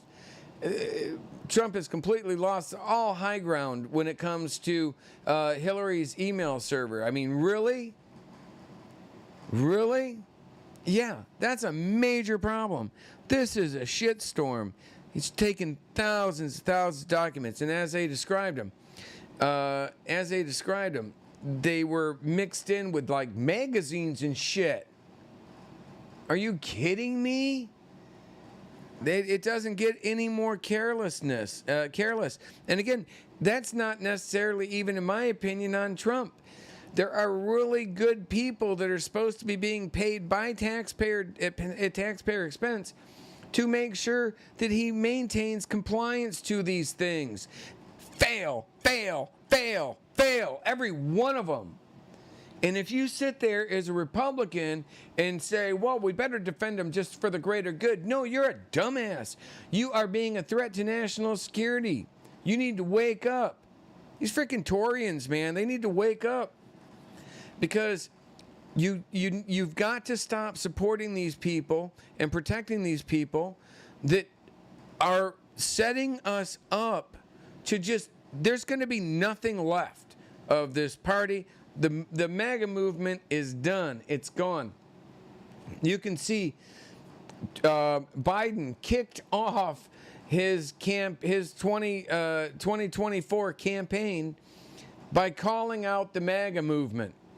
He's running, by the way, guys, in case you haven't noticed, in 2024. And he won before, right? So you want 4 more years of Biden? Hunter would love that. These people are bad people. But, the only reason he's president is because he out-cheated Trump, who cheated back in 2016. We went over this earlier. So the cream's not rising to the top here. We're getting shit on our shoes. And we need to call this out. We need to wipe it off, get the garden hose out, get it off our shoe, even in the cracks. And it's going to stink, right? It's going to stink. But, and yeah, this is declassified, didn't it? No. There's no way to document the declassification of that.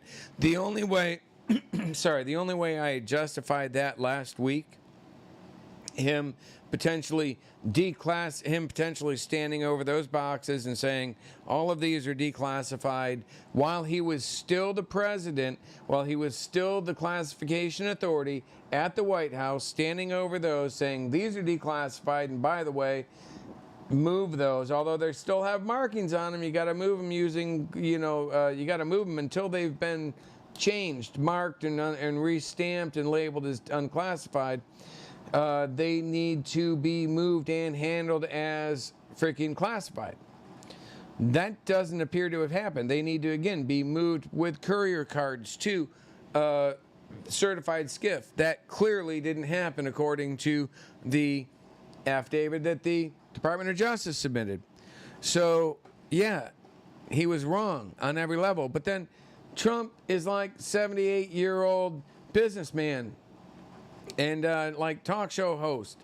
He does not understand what an IMO and a KMO and an ISO require for these things. And people will say, oh, he's been read onto that. Well, yeah, but that's hard for anybody. It takes years to understand this, although we do provide like training and stuff like that. And there are some obvious things. But what I will say is that when you get to the top like that, staff level, these guys all think they own the frickin' world. They don't realize they've totally forgotten at that point that they work for you. No, everybody works for them at that point, and they don't care when it comes from a security perspective. I can't tell you how many deputy directors just said, Bergy, I don't want to do this. I don't want to have to do this with my email or something right now. What do I need? What do I need to put down on this memorandum to submit it to the KMO office so that they will provide me a 1-year exemption on having to conform to something that was put out, like, let's say, by General Bell, right? Who was like a 4-star general in South Korea. He'll put this out as USFK order, but these deputies will put out memorandums because they don't want to comply, because it inconveniences them.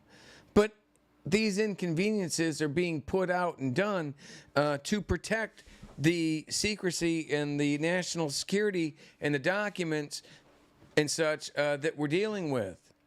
So there's a reason for it. But these people just think they don't have to go by, they don't have to follow the same rules that you and I do, right? And I saw that so many times in my decade with the Department of Defense, both in uniform and as a contractor, right? Do as I say, not as I do. And that's how they operated. But we don't know what Flynn, what if Powell turned around and told a bunch of people, you know, there's a lot of people, there are Torians out there. There are people that follow Byrne and Flynn that believe President Trump is still the commander-in-chief, that he's running our military behind the scenes. So if there are people that are just going to like casually, without any evidence or anything, believe that, some believe that Tory's a time traveler, right? If they're going to just believe that without any documentation or evidence whatsoever, how hard is it to believe that Flynn or Byrne or Powell wouldn't just kind of like say, well, you know, he never told us, although we can't get anything done and nobody was responding from the White House. He never told us that he'd rescinded it. So why don't we keep telling our supporters, keep using this as some sort of non-existent authority that they have to build trust and authority through them, through false means, right? That's a potential. That's a real problem that that grifters like Flynn and Byrne and Powell would use to, you know, Sydney's special counsel, but you just got to keep it really quiet, right? Because she's working with Trump. Trump's still the president. You know, he's in charge of the army still. But you got to keep this quiet, right? I mean, are they telling these people that? Because these people are sending them money because they believe shit like that, and they're going out and doing whatever the people tell them to. They'll go out and attack people. They'll threaten them. What do you think when we go into the actual affidavit submitted by, or when we go into the stuff submitted by the Department of Justice on their justification on why they needed to keep this sealed? It's because they know that these people would be attacked and destroyed on social media. Literally, that's what they say. They say that, you know, there's basically an IA operation that's going to go on against these people to destroy them, much like they've done to me and others.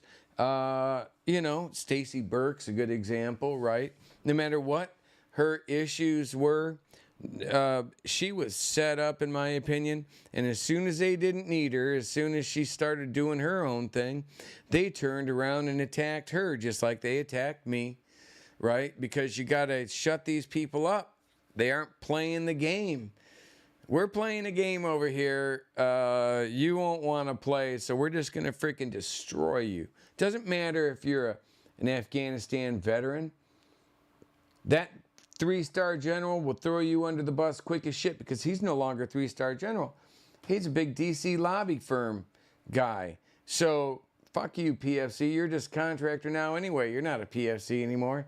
So just screw you, contractor. But you know, that's how these people think. And so if you think that somehow Flynn, a former intelligence asset, is the best, has been the best choice to lead the MAGA movement, I just think you're wrong. I think you're just, you know, tactically and operationally and mentally misguided. So let's go on. So that's the problem I have with that. So further declareth, say not. Saith not. So my affidavit, actually, let me do this here. So my affidavit, here we go. So what do we got about? I want to do another break at the top. Well, we got about 5 minutes, so I'm going to go into my affidavit, and then we'll take a break, and then we'll go into. I'm just going to read through this, and then we'll go into some of the breakdown in comparison to that, and we'll go into a bit of the as much as we can of the actual affidavit. I'm only doing like 2 or 3 parts of the stuff that was submitted. This part and this part, and we'll go into that. But for the most part, they're far more boring than mine. And mine has pictures, and mine's not all blacked out. Although the pictures look like they're blacked out, they aren't. But so. Sworn declaration of Patrick Bruce Bergy. Went through that. I am an Afghanistan veteran, blah, blah, blah. The facts stated herein are based upon my personal knowledge, documented evidence, and belief as a fact witness and guest of Patrick Byrne, Michael Flynn, Sidney Powell, and others at Trump International, D.C., the Willard Intercontinental, Westin in Virginia, and others. I think it was like the Marriott. From November 15th, 2020 to on or about January 17th, 2021. And I'm saying on or about, actually I'm pretty solid on that date, but we'll go into that later. When I say on or about, it could be, if I say on or about like on a Friday, it could have been a Saturday, a Sunday, a Monday, or it could have been a Tuesday, Wednesday, Thursday, right? On or about a date means I'm putting this together as fast as I can, and to go in and actually get the exact dates, which really don't have too much relevance, especially in a situation when it's post January 6th, but not far. Well, when it's after January, when it's after the meeting, but it's before he claims Trump's been. He claims Giuliani told him that. Well, pretty much anywhere in between that I point out a meeting, regardless of if it's just a few days after January 6th, is what's important. I wrote about it in my book, but I also wrote about it in the book that it was the day that Byrne was leaving D.C. That's what he told me when he walked by, and I saw him at Rudy's Willard, the round room there. So if Byrne says it was on another date that he actually left D.C., I'm fine with that. It was that day, and that's where I met. That's when I met Garrett and so on. So that's a ridiculous argument to make that. Oh, Bergy said on or about the 11th, I think, and it was really well, Byrne said like the 8th or 9th or somewhere, the 7th or 8th. So he wasn't even sure, and so that's why I said on or about. Now, if I know it was on an exact date, I'll put like on the 18th, like he said it was December 18th. Well, I'll put on December 18th because I'm not going to put that Byrne said on or about if Byrne was specific to a date, right? So here we go.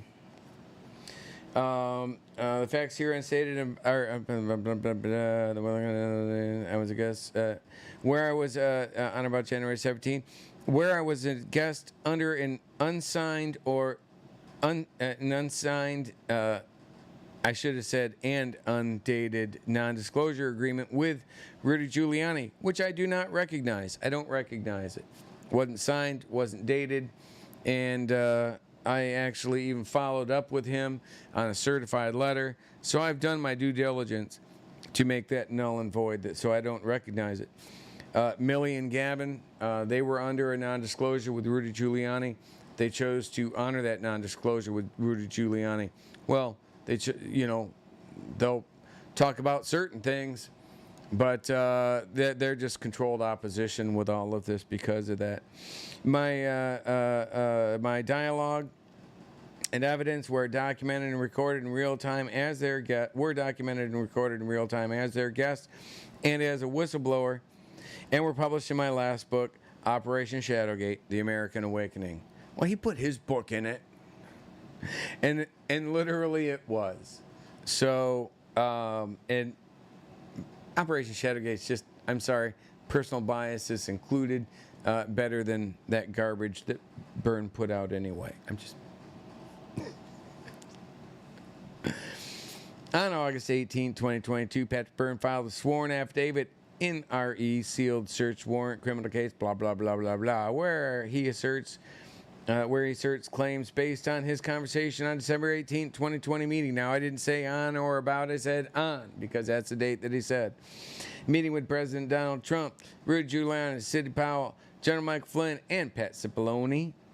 It has been widely reported that a staffer for Peter Navarro, Garrett Ziegler, assisted the group in circumventing White House security protocols and accessing the White House for the meeting on December 18th. And that's exactly what's being asserted, that they did circumvent the security protocols.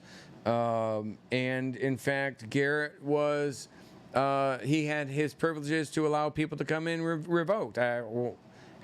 What more evidence would you need that clearly he violated the security protocols?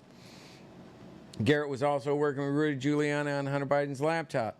I met with Rudy and Tori Morris at Rudy's residence in New York a few months later, around May 21st, to authenticate documents around May 21st, May of 2021. It could have been April, it could have been July, around in that area.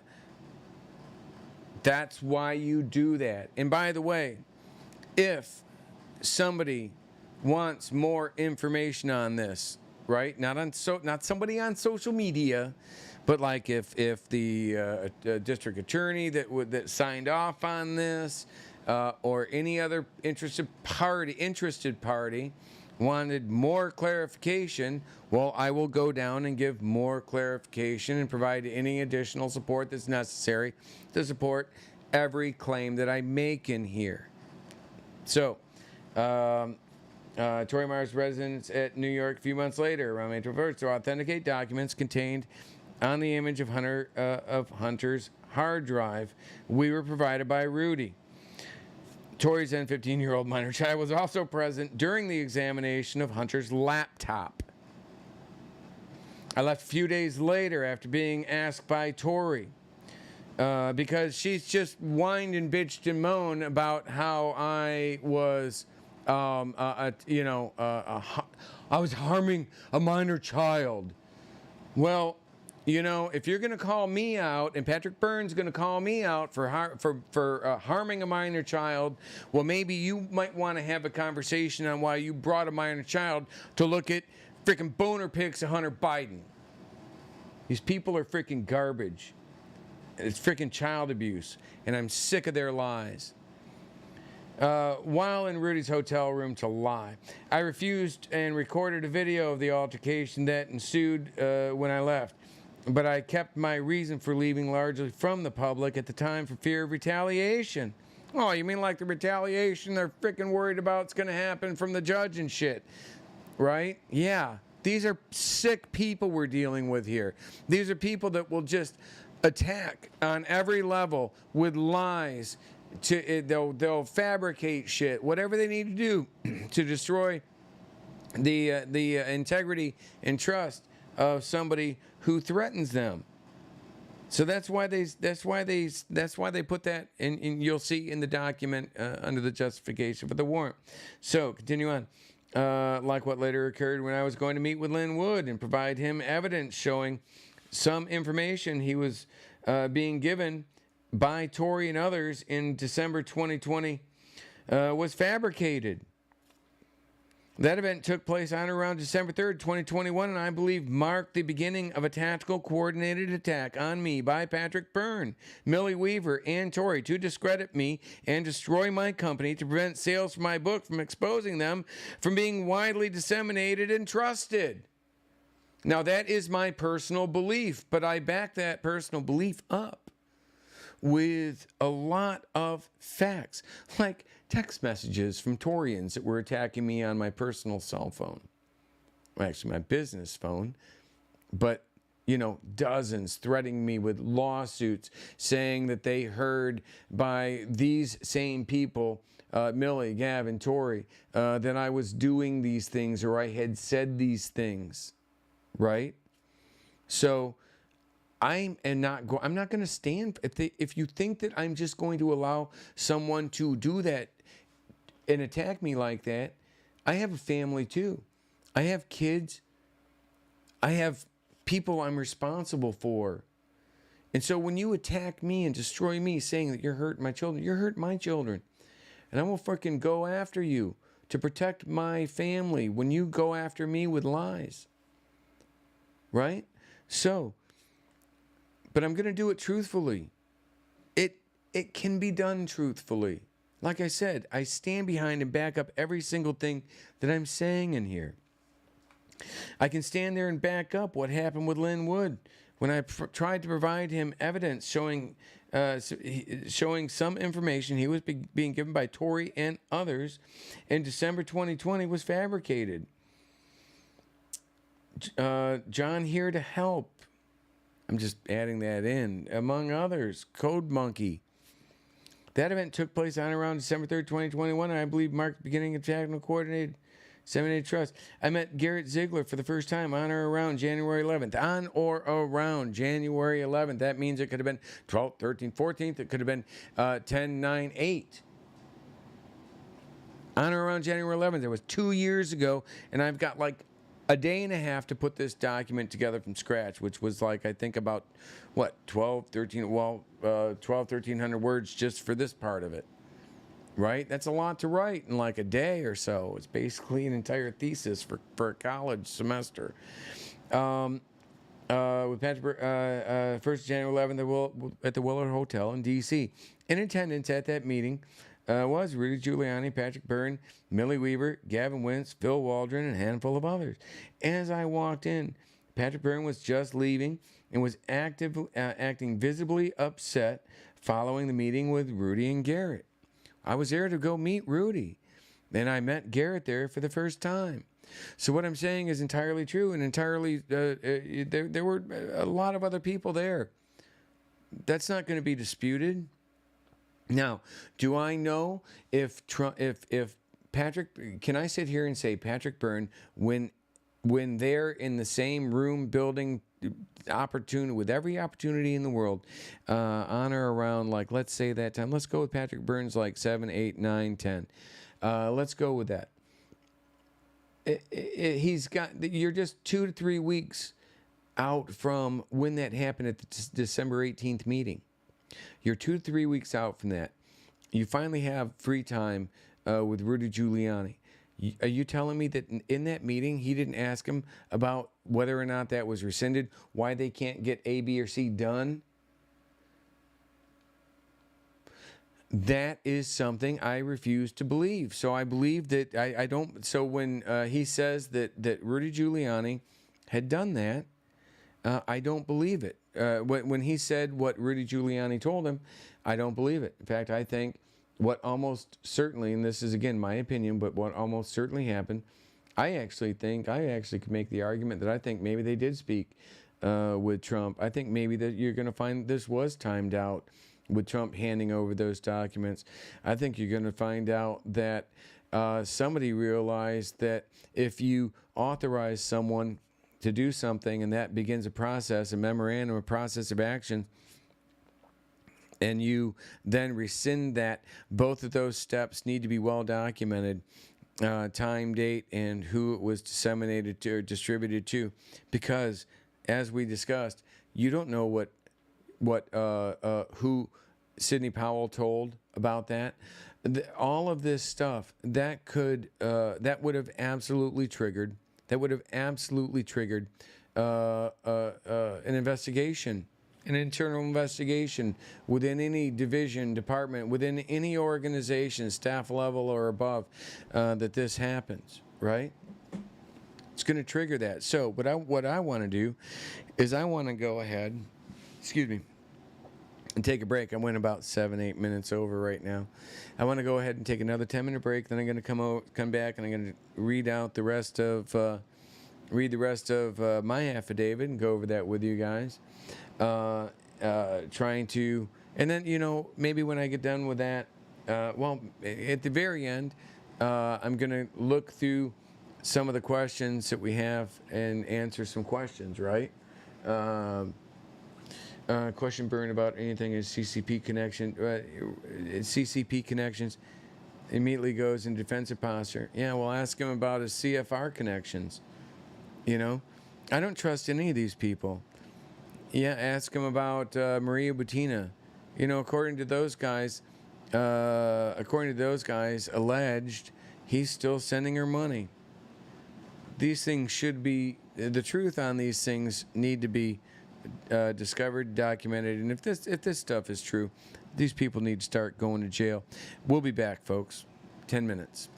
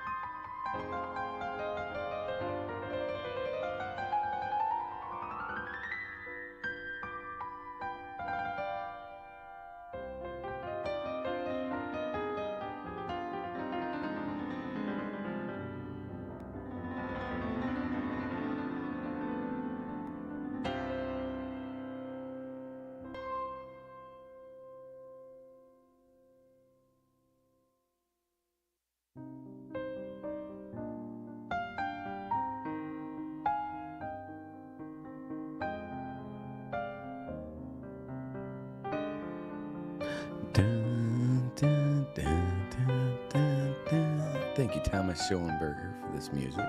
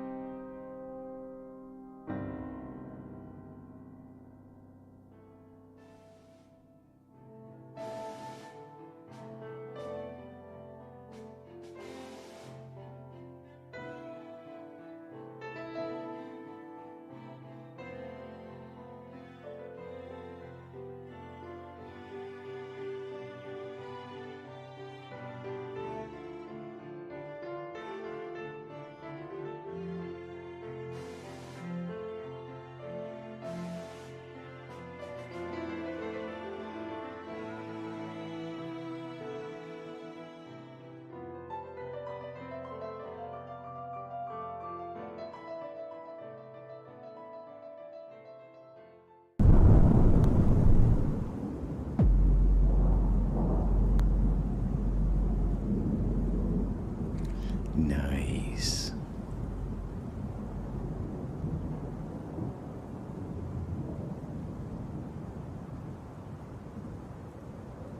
Nice.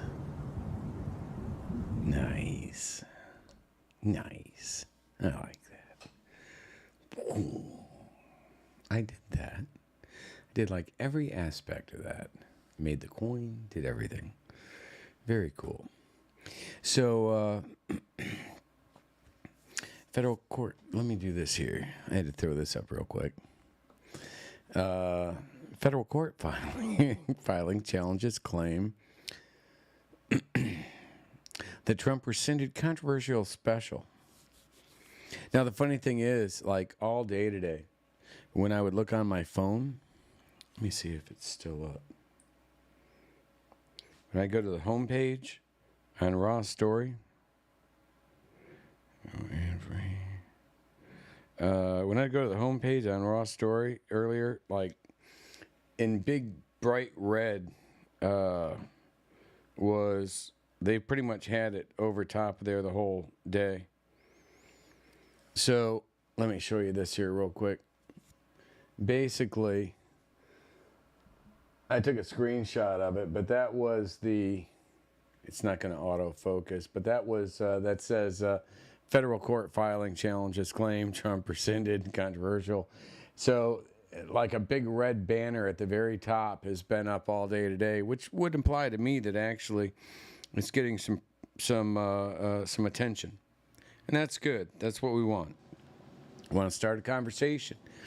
I'm a nobody. I'm this little broke dick PFC. I've got no platform. All I've got is the truth. And unless I can get this out past these pieces of crap that want to keep it quiet, then we're going to lose, right? So that's why I was pretty proud of this. That's a scary picture of Powell. Jesus, what's that she got around her neck there? Patrick Bergy, a former Department of Defense contract information assurance security officer who was embedded with a group of pro-Trump conspiracy theorists in Washington, D.C. following the 2020 election, is publicly questioning an account by his one-time benefactor. That's an interesting choice of words there, benefactor. I suppose I benefited, like he did did pay for my room for a couple days, but then I moved out. I didn't want to be any part of that. The former Overstocks.com CEO. Last week, Byrne filed a sworn declaration in a federal case for the search warrant executed. Well, let me do this. Dumbass. Just a quick word from our sponsor. Hey, Jana, what do you love about working at Culver's? The flexible hours, good work-life balance, seeing myself become a leader. But most of all, my coworkers. They're like a second family to me. Welcome to the True Blue U. Apply at culvers.jobs. Let the ad Federal run. court filing challenges claim that Trump rescinded controversial special counsel appointment. It's only going to Patrick start Bergy, from the beginning. a former Department of Defense contracting factor. Patrick Byrne, former Overstock.com CEO. Last week, Byrne filed a sworn declaration in the federal case for the search warrant executed at former President Donald Trump's residence at Mar-a-Lago in South Florida. While the purpose of Byrne's affidavit remains unclear, it included an intriguing tidbit of information relevant to a widely reported December 18, 2020 meeting in which Byrne, retired Lieutenant General Michael Flynn, and attorney Sidney Powell visited Trump in the Oval Office. During the contentious meeting, which devolved into a shouting match with White House lawyers, Byrne, Flynn, and Powell reportedly urged Trump to use the Department of Homeland Security or the National Guard to seize voting machines. At the end of the meeting, Trump reportedly appointed Powell to the position of special counsel. In his declaration, filed in federal court in the Southern District of Florida on August 18, Byrne wrote that Rudy Giuliani, who was serving as Trump's personal attorney in the final days of the administration, disclosed to him during a lunch meeting in January 2022 that after Byrne, Flynn, and Powell left the White House around 12:15 a.m. on December 19, Giuliani lingered with Trump for a couple of minutes.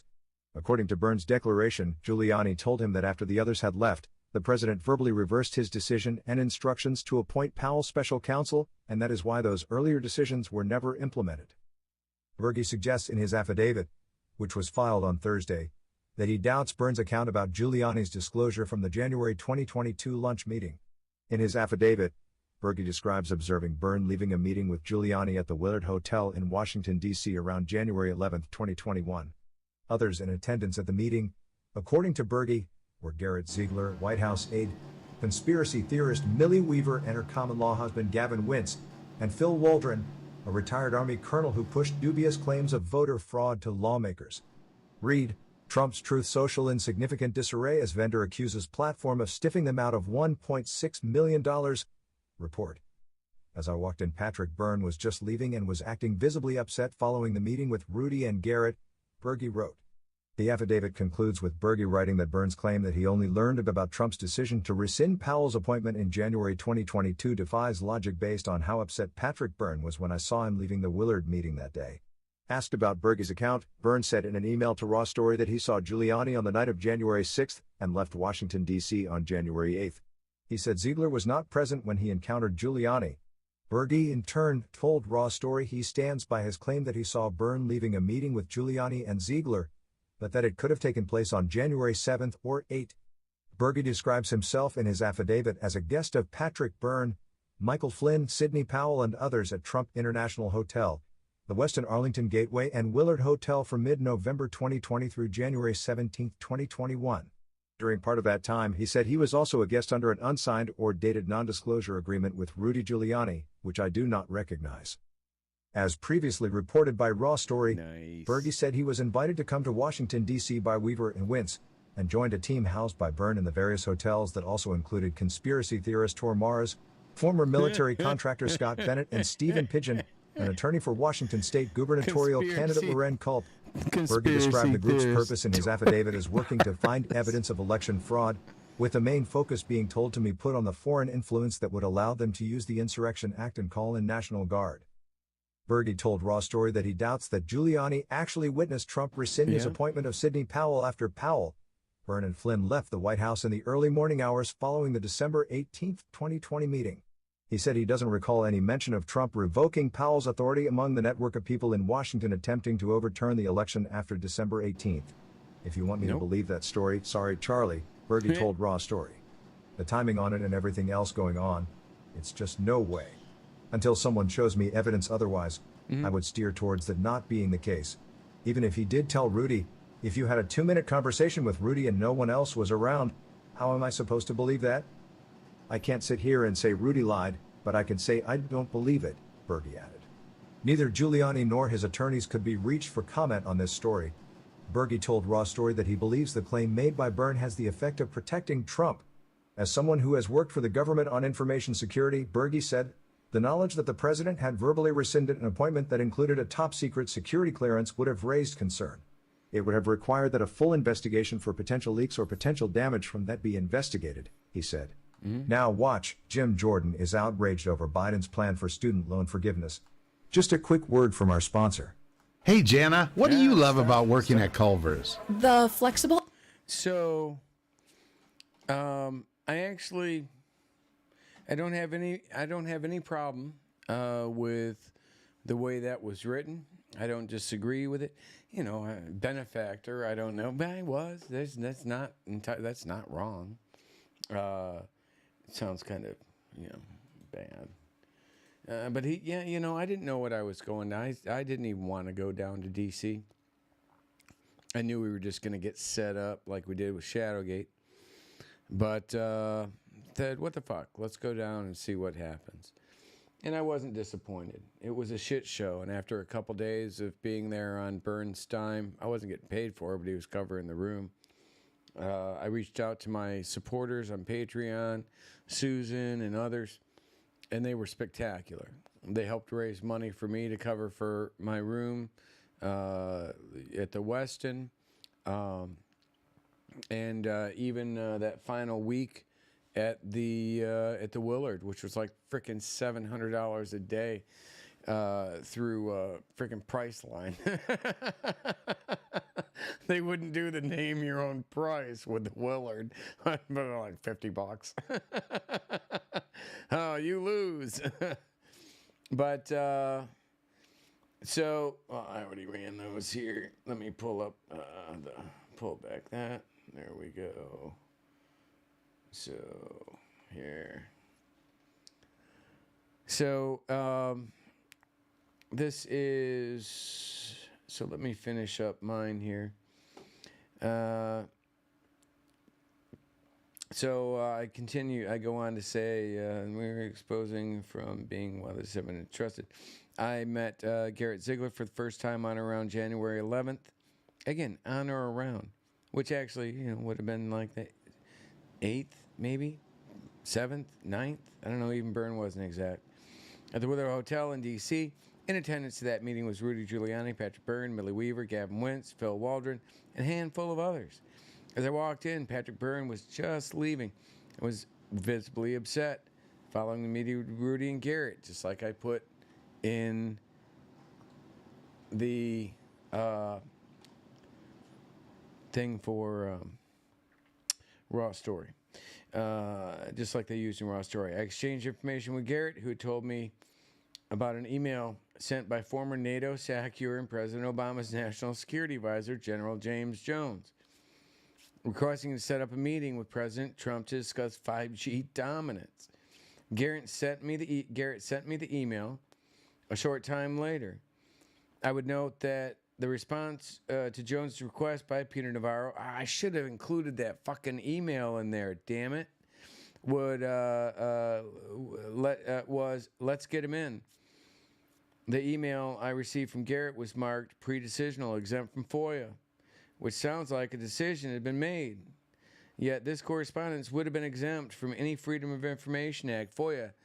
So if you're gonna sit there and say, oh, if you want to sit there and say, oh, Bergy, you're gonna get somebody in trouble. Again, I'm an information assurance security officer. I was with the Department of Defense for a decade. I look at that shit and I say, that's wrong.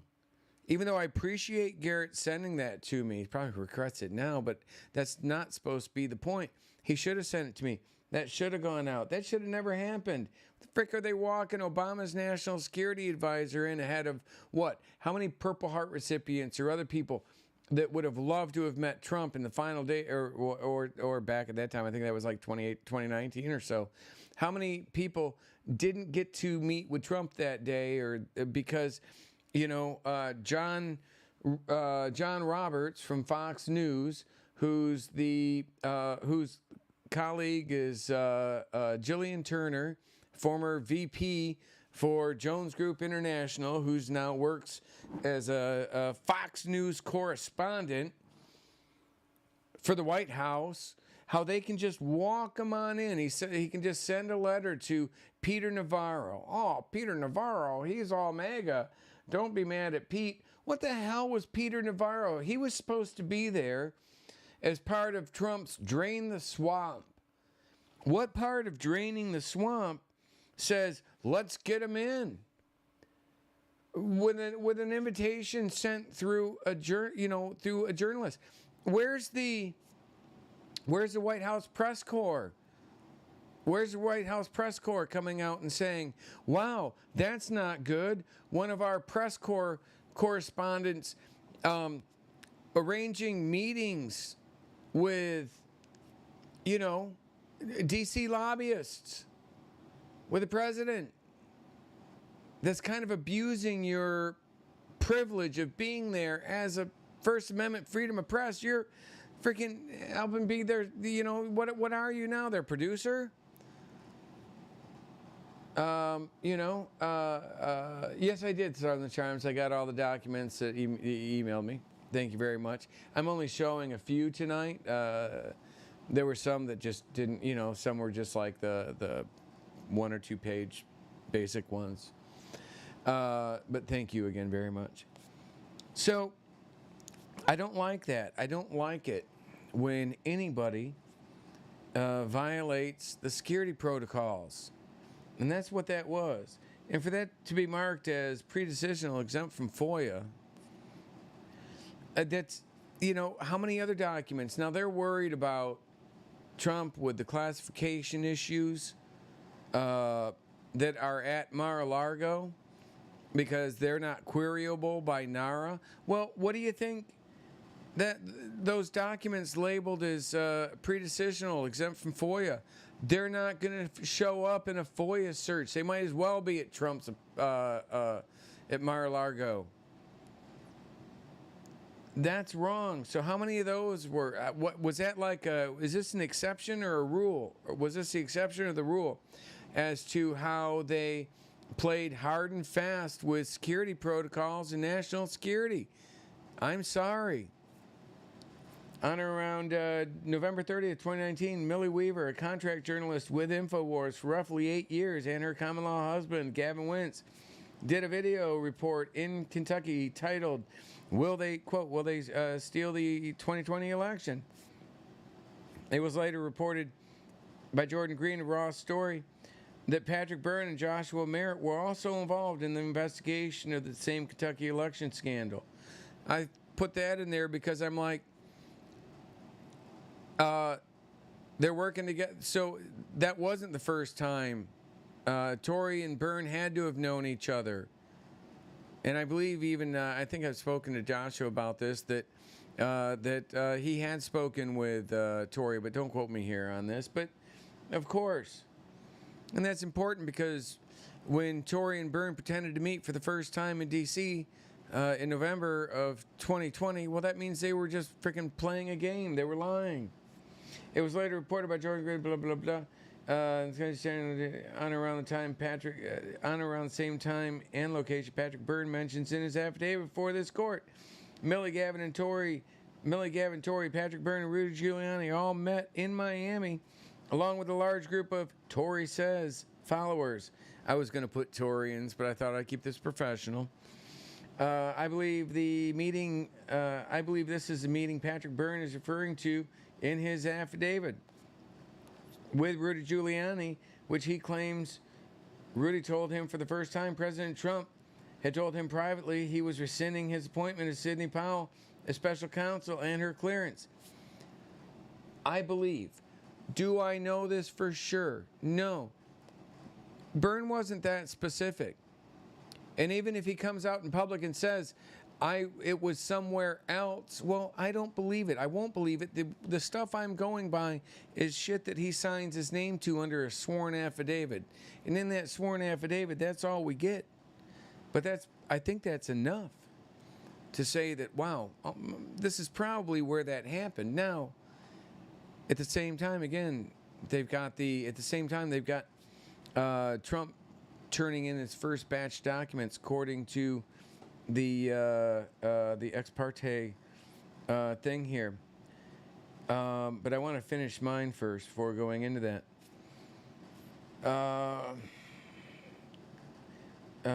Powell's counsel under clearance. At the same time, Patrick Byrne, Rudy Giuliani, Millie Weaver, Gavin Wentz, and Tory met at the January 2020 meeting described by Patrick Byrne in his affidavit before this court.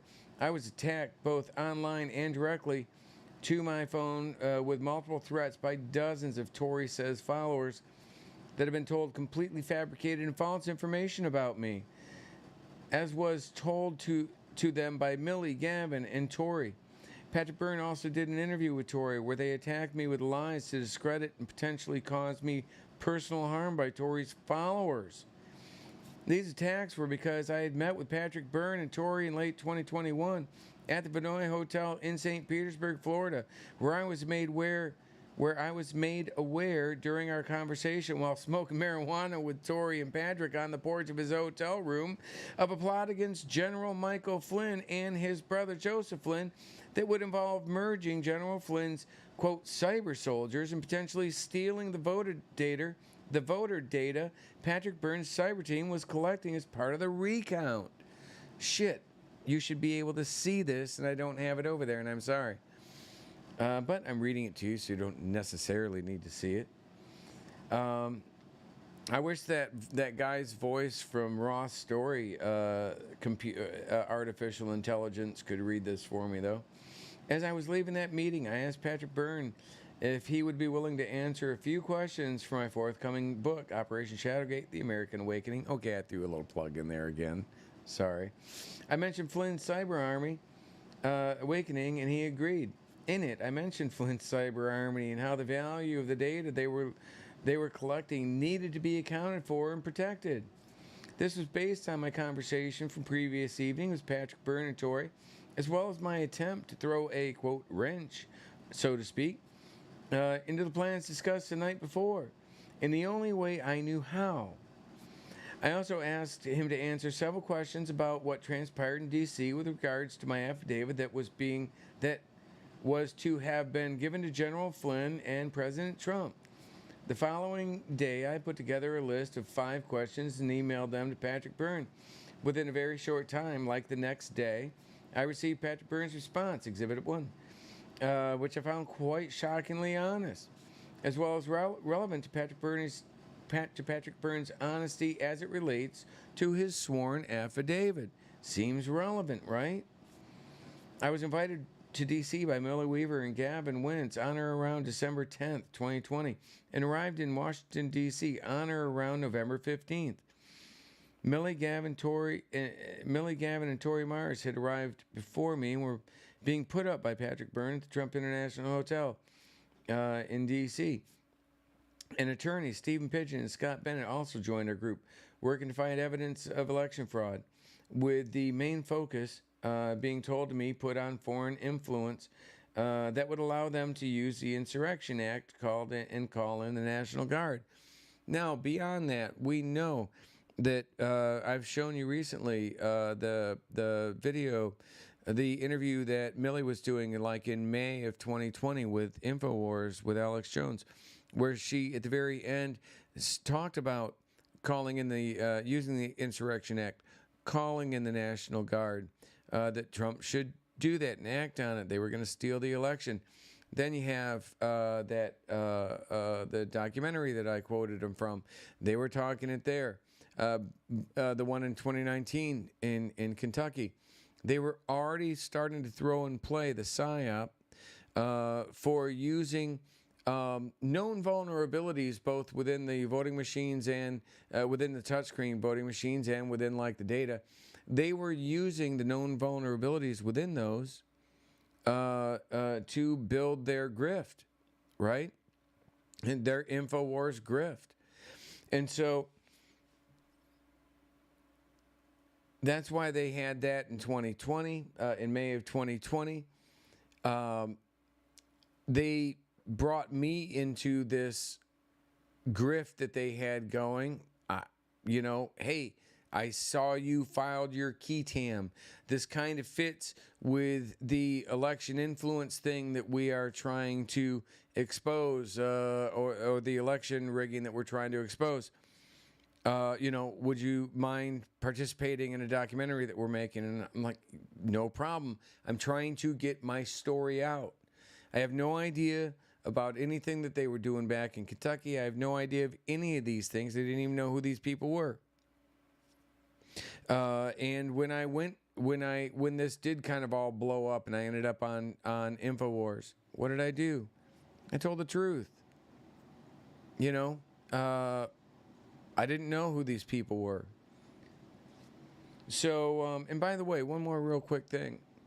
Scott Bennett and Stephen Pigeon, they helped me put together an executive order that we were hoping would be given to President Trump, called the National Public Internet. The National Public Internet would have solved everything that we're dealing with, right? It would have solved it all. We have, if you came across the border the wrong way, you might be in America, but you're not going to be able to access the National Public Internet. The National Public Internet is a safe, secure network, just like our politicians have, just like our government officials have in like NIPR. This is going to be a secure domain for which Americans can build a profile, an honest profile that when you're engaged or speaking to someone that they are, in fact, who they say they are, and that they are an American citizen. And if they meet that requirement and they put that stuff in there, well, then they are built a profile. Hell, you could really, our future, we're all going to be part of profiles and such. And I'm not talking about the government actually running this, by the way. This would be ran by veterans-based nonprofit that would be built out of like VFWs, rebuilding replacing the leaky roofs and lottery tickets with micro data centers that would then be all networked together and to create what would be the largest network in the history of mankind. And it would be secure. And, we put that together and had, like, let's say Byrne and Flynn and Powell, instead of, chasing the elections conspiracy stuff, which they were fabricating most of it, or just bringing in anything that they could that would support their narrative. They weren't trying to find the truth. They were trying to push their narrative so that they could get people ginned up into believing that the election was stolen. Absolutely. My affidavit shows that it was stolen. The partnership between General James Jones, the guy that Trump walked right into the White House, apparently. That guy literally partnered with Facebook to restore election integrity worldwide. They control across multiple platforms the dissemination. They control the shadow banning of basically all MAGA. They controlled and marked basically everything that Trump posted as fake news, a lot of which wasn't, right? So if you're going to tell me that that didn't alter the outcome of the election, well, then you simply and I are going to have to agree to disagree, because I can show you absolute evidence, statistical facts, everything that shows that this does make a difference if done properly. And then I can show you how basically what they were doing there is the Democrats were doing that to shut down the operation that Trump and Bannon and Stone had put into place. Trump, Bannon, and Flynn had put into place, called Cambridge Analytica, and how Cambridge Analytica was using, these some of the most brilliant minds to develop algorithms that would help them selectively target people that Cambridge Analytica, Bannon's people, referred to as neurotics. Bannon's neurotics is what I call them. Many of those people are Tory Says followers, and I don't say that. I kind of find it funny.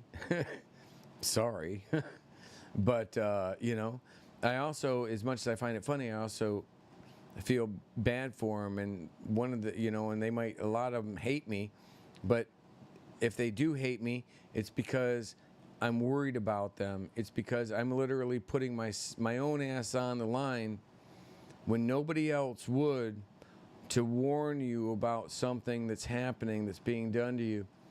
Now, some of them are just so far gone, there's nothing I could do about that.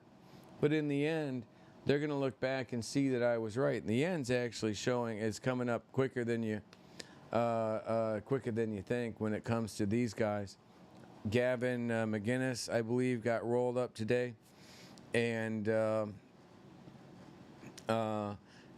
same. RH 111 says, Patrick, same playbook in 2020. Yes, it is, and the same people, same playbook, same people. The Republicans and the Democrats were running around going, oh my God, you stole the election. Oh my God, computer, the touchscreen voting machines, they flipped the everything that they're bitching about today. This dumbass documentary that Lara Logan is grifting right now. All she's doing is she's taking a real whistleblower's information that was going on like back in 2000, 2004, and she's recycling it for today. But I find it so offensive because the people that are helping her do that, put that together and use it to grift off of today, were the same people that were shutting that guy up, that were shutting him down back in 2002, back in 2004, when this guy was going to court and he was trying to get people to warn people. He was trying to warn people that these touchscreen voting machines were being rigged to flip the votes and shit. The Democrats were supporting him and saying, hey, yes, we need help. And the Republicans were the ones shutting him down. So, and where was Lara Logan on that? Well, I'm sorry. Lara Logan was overseas helping to support Flynn's war, helping to support McChrystal and Flynn and their families' military-industrial complex contracts to keep these wars perpetuated, just kind of repeating everything that these retired these generals are saying, so that they can have access to it. And I'm only repeating what was written in Michael Hastings' book, right? Where he said, listen, these journalists are basically just, if they have access to these generals, it's because these generals know they are only going to report the narrative that the generals want to put out there so they can keep their war going. So why are people so protective of Lara Logan? She's literally, in my opinion, responsible for the death of probably hundreds of soldiers, thousands of civilians, because of her and her other people and these other journalists over in the sandbox, that instead of actually being journalists like Michael Hastings, she attacks Michael Hastings when he comes out and says these things about these journalists, and exposed General McChrystal, whom Flynn was the second in command of, right? These are all just damn grifters scamming off Americans, scamming off the blood of American soldiers, and they're doing it right now. Now they're scamming off Bannon's neurotics, and it makes me sick. And people who say that I'm just being mean, I say, listen, somebody's got to tell these people, somebody's got to warn these people. If I'm wrong, no harm, no foul, but I got way too much information that supports what I'm saying. But you know what Tory says? Oh, he's just mentally ill and lies. Doesn't say what the lies was. She says somehow the FBI knows this and such. She's just a freaking lying grifter, making up shit as she goes along. And it's terrible. And these people by the thousands are contributing to these narcissistic sociopaths that are just doing nothing but separating our country, that do nothing but destroy the MAGA movement. Something that I actually truly believed in the beginning was good, and most people did, and it wasn't just me.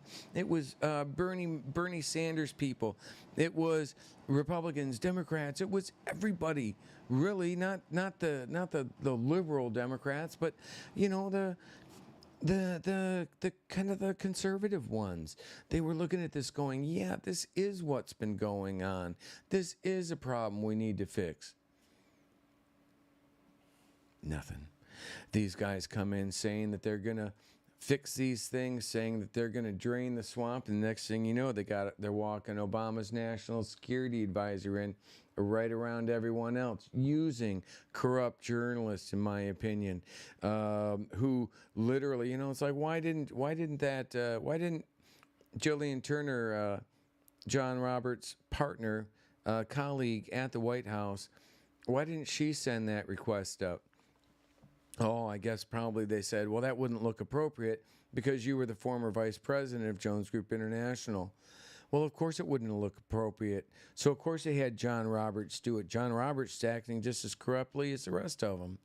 And then whoa, no problem, because Trump's there to drain the swamp. There's no way Navarro is going to allow Obama's national security advisor, the NATO SACEUR, the founder of Clear Force, who is literally using predictive analytics to determine who gets a job and loses a job. And we're going to let this guy in to discuss with Trump the potential, the demand for 5G dominance in America.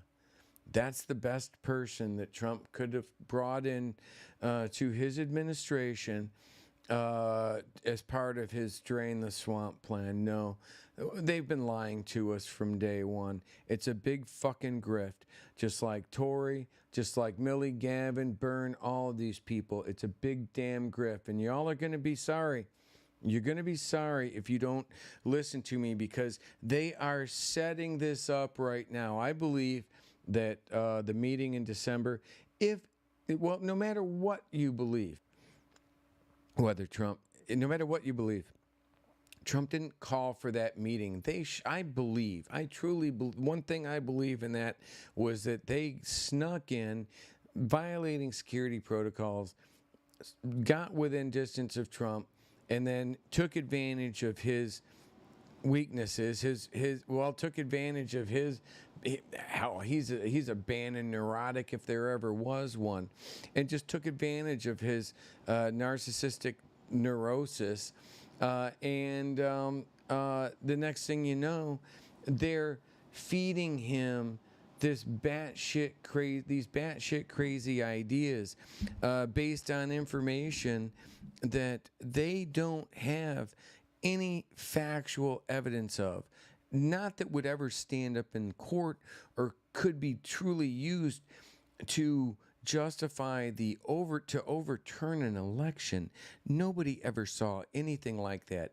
Nobody ever presented anything like that. I was right there. That never happened.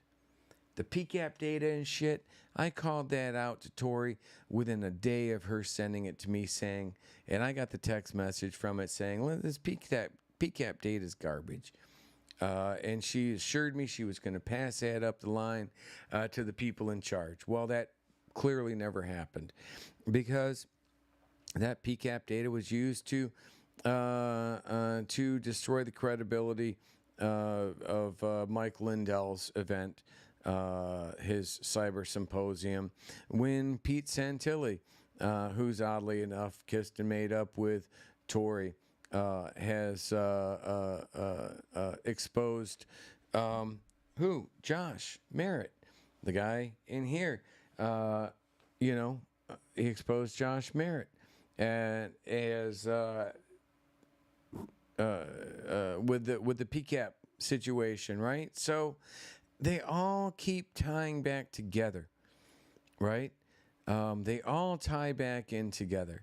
Now, Pete Santilli's just like best friends with Tory. They were hugging and shit. I think we should. I want to send him a fucking cake, right?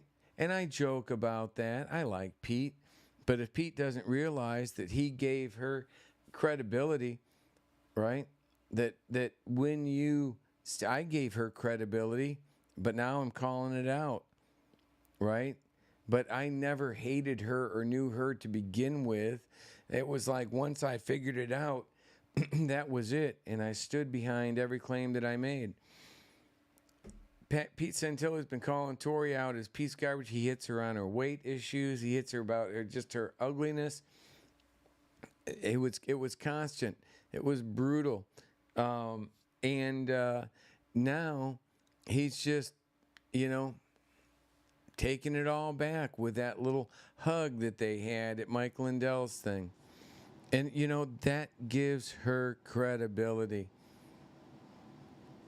So if he were to truly stand up to what he believes is patriot, he would have never done anything like that. And that stuff does damage, right? And I'm going to call him out for that.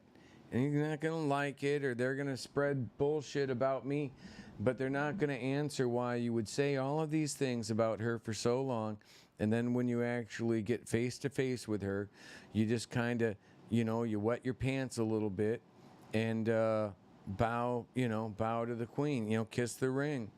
I ain't kissing that ring. So, because that does damage. That gives her credibility to the lies she said about me, Pete.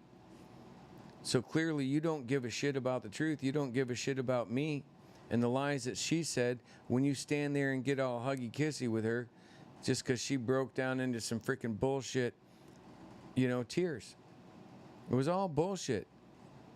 And if you truly meant what you had said before about all that stuff about her, you would not have just sit there and kissed and made up on that stage. So now you got, you got all these people tied in together.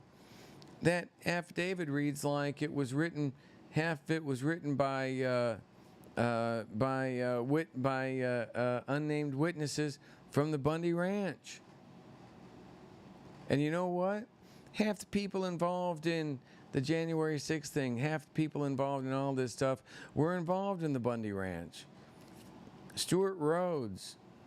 Hell, he was banging my attorney, Kelly Sorrell. She was setting me up. She was burying everything that I did. And then you have, you got Pete Santilli. He was involved with the Bundy Ranch thing. Did time for it. Serious jail time. Now, Pete Santilli says that Stuart Rhodes is an informant, an FBI informant. Stuart Rhodes says Pete Santilli is. Some evidence also says that it is. Right? So, what does it mean when you just throw all of that away and kiss and make up? It means a lot. It gives her credibility, and which is used, and it's going to be used to go after someone like me. So good job, Pete. Hope you decide to reverse that and speak out about it pretty soon.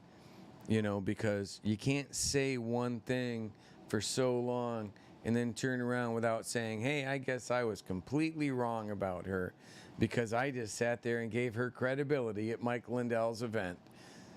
And you know, if something happens to Mike Lindell from Tory's, from Tory becoming too close to him, well, Pete, you got that on your hands as well, right? In my opinion, because where you could have called Tory out, even though it might have made a scene or caused some discomfort there during the event, you needed to call her out because she was a damn grifter with multiple counts of fraud and shit out of North Dakota, and you just gave her credibility at Mike Lindell's event. It's like, wow.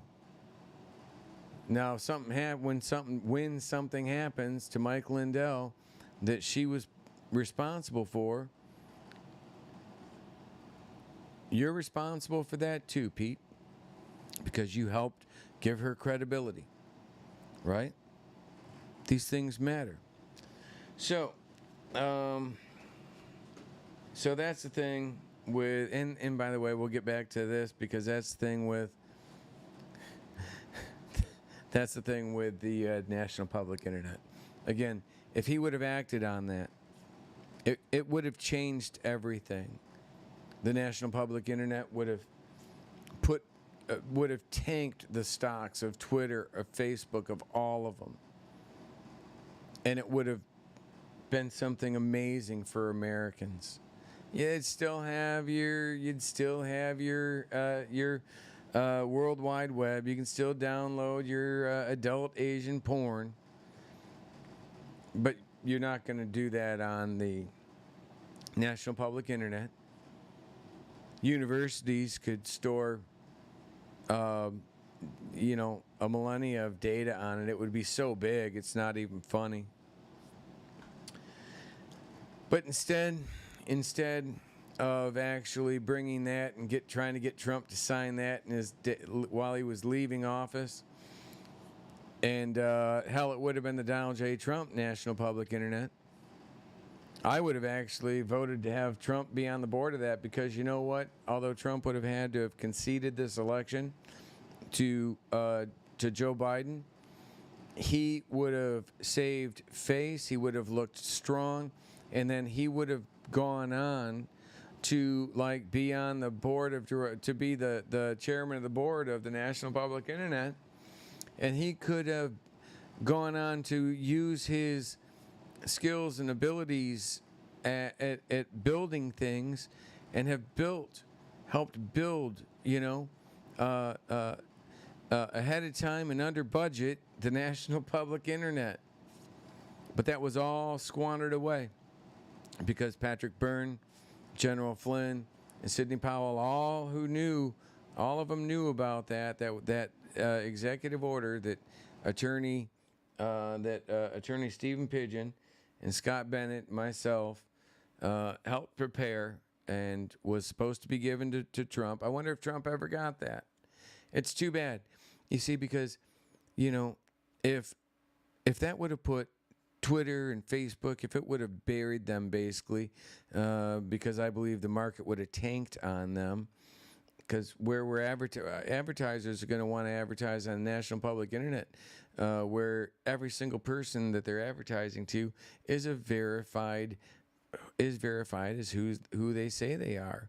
Are they going to want to spend a lot of money advertising on Facebook when you got or Twitter, who has so many fake accounts? What are you actually getting for your money with that? You know what you're getting for your money with National Public Internet. You don't know with this. So I'm just sitting here saying, listen, this would have changed everything, right? It would have fixed everything. Trump could have gone on to have taken that partnership away from, Obama's national security advisor and away from these big tech giants. It would have taken it away. It would have solved that problem. But now they whine. 11. I was invited by Millie Weaver and Gavin Wentz on or around November 10th, 2020, and arrived in Washington, D.C. on or around November 15th. Millie Gavin Torres, Scott. Okay, I read that part already. RE book questions. and sealed search warrant for. Hey, why is that kind of out of order there? That's not my fault.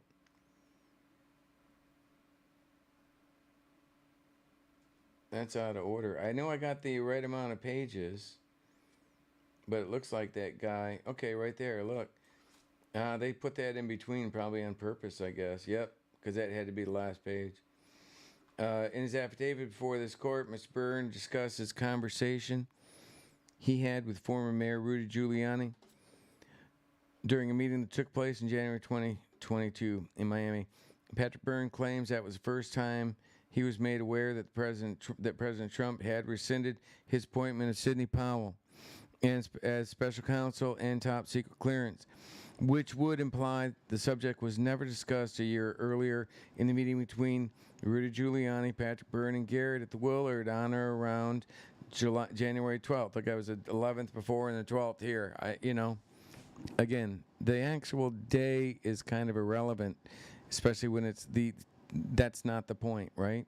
If you're going to try to make that the point, like I'm sure Byrne will, then again, you're just freaking using your grifter skills. Answer the freaking justification for it. Such a claim defies logic based on how upset Patrick Byrne was when I saw him leaving the Willard meeting that day. Personal attacks on me by Byrne, Giuliani, Morris, Wentz, Weaver for my refusal to go along with previous attempts to get me to lie that followed their January 2022 meeting in Miami supports my claims as well. And their claims that Rudy was told meeting supports my claims as well, and their claims that Rudy was told this by President Trump, as described by Patrick Byrne and Rudy Giuliani, should be considered as highly questionable. Further declarant saith not. Right? So, and in between there, and I'm kicking myself not for including Garrett's email, but I didn't. But I got the original one. I included the book questionnaires, which this was important, right? It was important. It shows how Patrick wrote, how Patrick answered my questions that were relevant to that, and how also he would support someone like Tori now, but when he says that, she's just a lying piece of crap here. These things are important for determining how you're going to, what kind of value you're going to put on someone for say something like, using information that he has to justify a warrant on Mar-a-Lago. Again, I don't have the facts to say that they were connected, and I don't have, I haven't sorted through the affidavit well enough from the United States sealed ex parte memorandum of law regarding proposed redactions. Actually, I think it's this one. Is it? Affidavit in support of an application under Rule 41 for warrant to search and seize. So I believe this is the actual warrant, but it's been heavily redacted. Let me see here. Where are we at? 11:11. I'm going to have to stop this here pretty quick. We've been going about 3 hours and 20 minutes. The government is conducting a criminal investigation concerning the improper removal and storage of classified information in unauthorized spaces, as well as the unlawful concealment and removal of government records. The investigation began as a result of a referral the United States Archives and Records Administration, NARA, sent to the United States Department of Justice on February 9, 2022. Hereinafter, NARA referral. The NARA referral stated that on January 18, 2022, in accordance with the Presidential Records Act, NARA received from the office of former President Donald J. Trump, hereinafter F. POTUS, via representatives, 15 boxes. So that was on January 18th. Look, my friends. Boom. January 18th. 12th through the 18th was when Byrne and Giuliani and those guys were in D.C. We're in the Miami area. Puts them real close to, where were they? Mar-a-Lago, Miami? Nobody, I don't know. Nobody knows, but they do where they stayed. But if they were, no matter whether they're in Miami or West Palm, they're freaking close to Trump. At that exact same date and time, my friends. And I didn't know exactly what date the NARA was.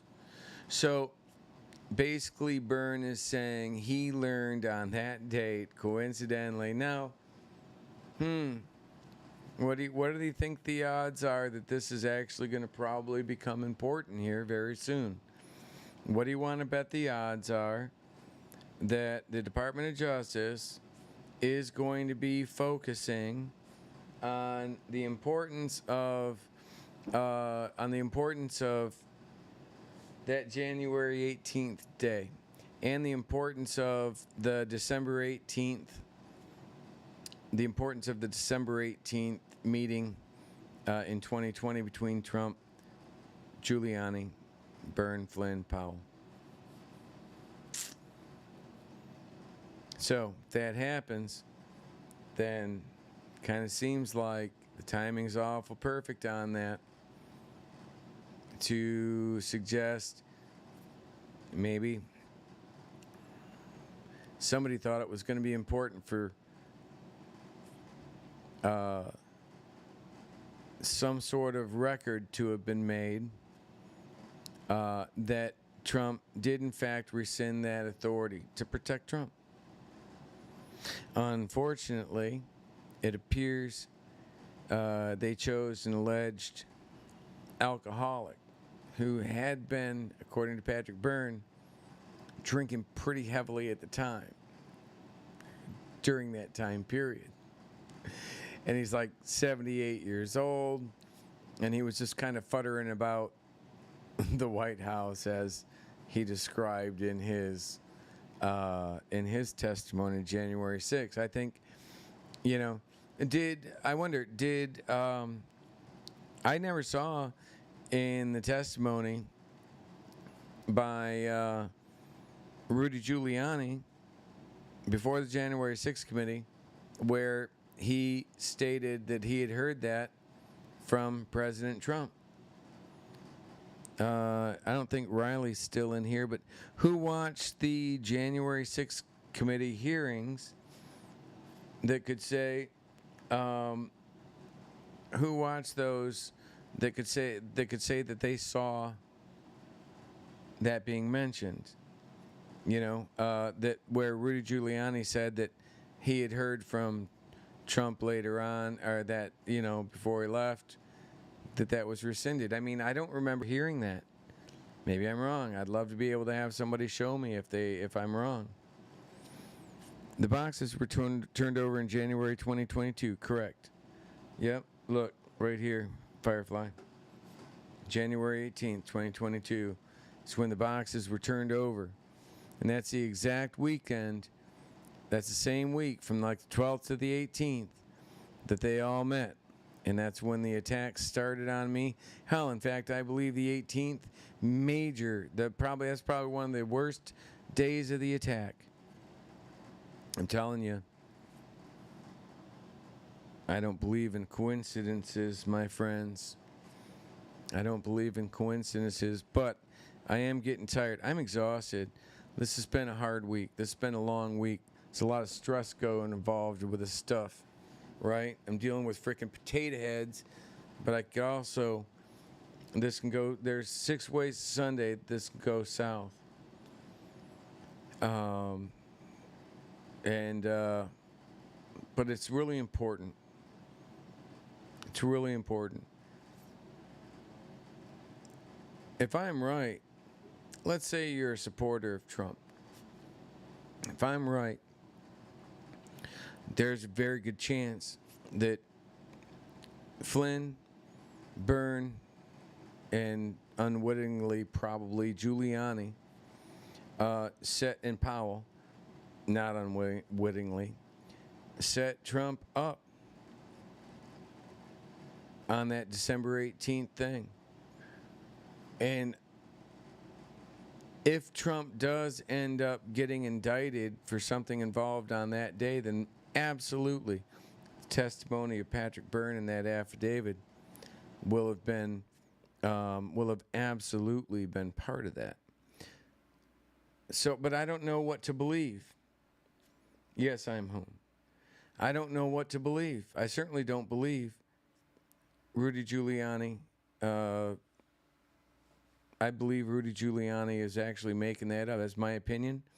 But I think he's making that up to protect Trump. But why would he have to protect Trump? Because he's got to lie to protect Trump because of something that Byrne and Flynn and Powell and Giuliani put him in that position for. They should have never walked in there with these batshit crazy ideas. And they should have listened to the council. And Trump should have, at the point that he had not enough, and I mean, if you're going to try to overturn an election, you better have freaking the strongest, most fact-based evidence, indisputable evidence possible. Not these freaking theories, not freaking suitcases coming in from Korea, none of that. You have enough evidence to absolutely, and you do it. You don't do it with Phil Waldron and leading the charge, who is a former subject matter expert in psychological warfare. You don't have somebody involved like Flynn, who was a former head of the fucking intelligence, former PSYOP guy, Jesus, are you kidding me? You're going to put that guy in charge and say, oh, well, because he's MAGA, we trust him. You freaking people are just literally allowing our country to be completely destroyed. And you got to just stop. You got to snap out of it. You got to start holding these people accountable. You got to start saying, hey, you can't just say Bergy's crazy and say that he lied. You need to say why you believe he's crazy and how this impacts what this is doing and where he lied. And if you don't, I'm not going to trust you. I'm not going to support you. I'm not going to listen to you anymore.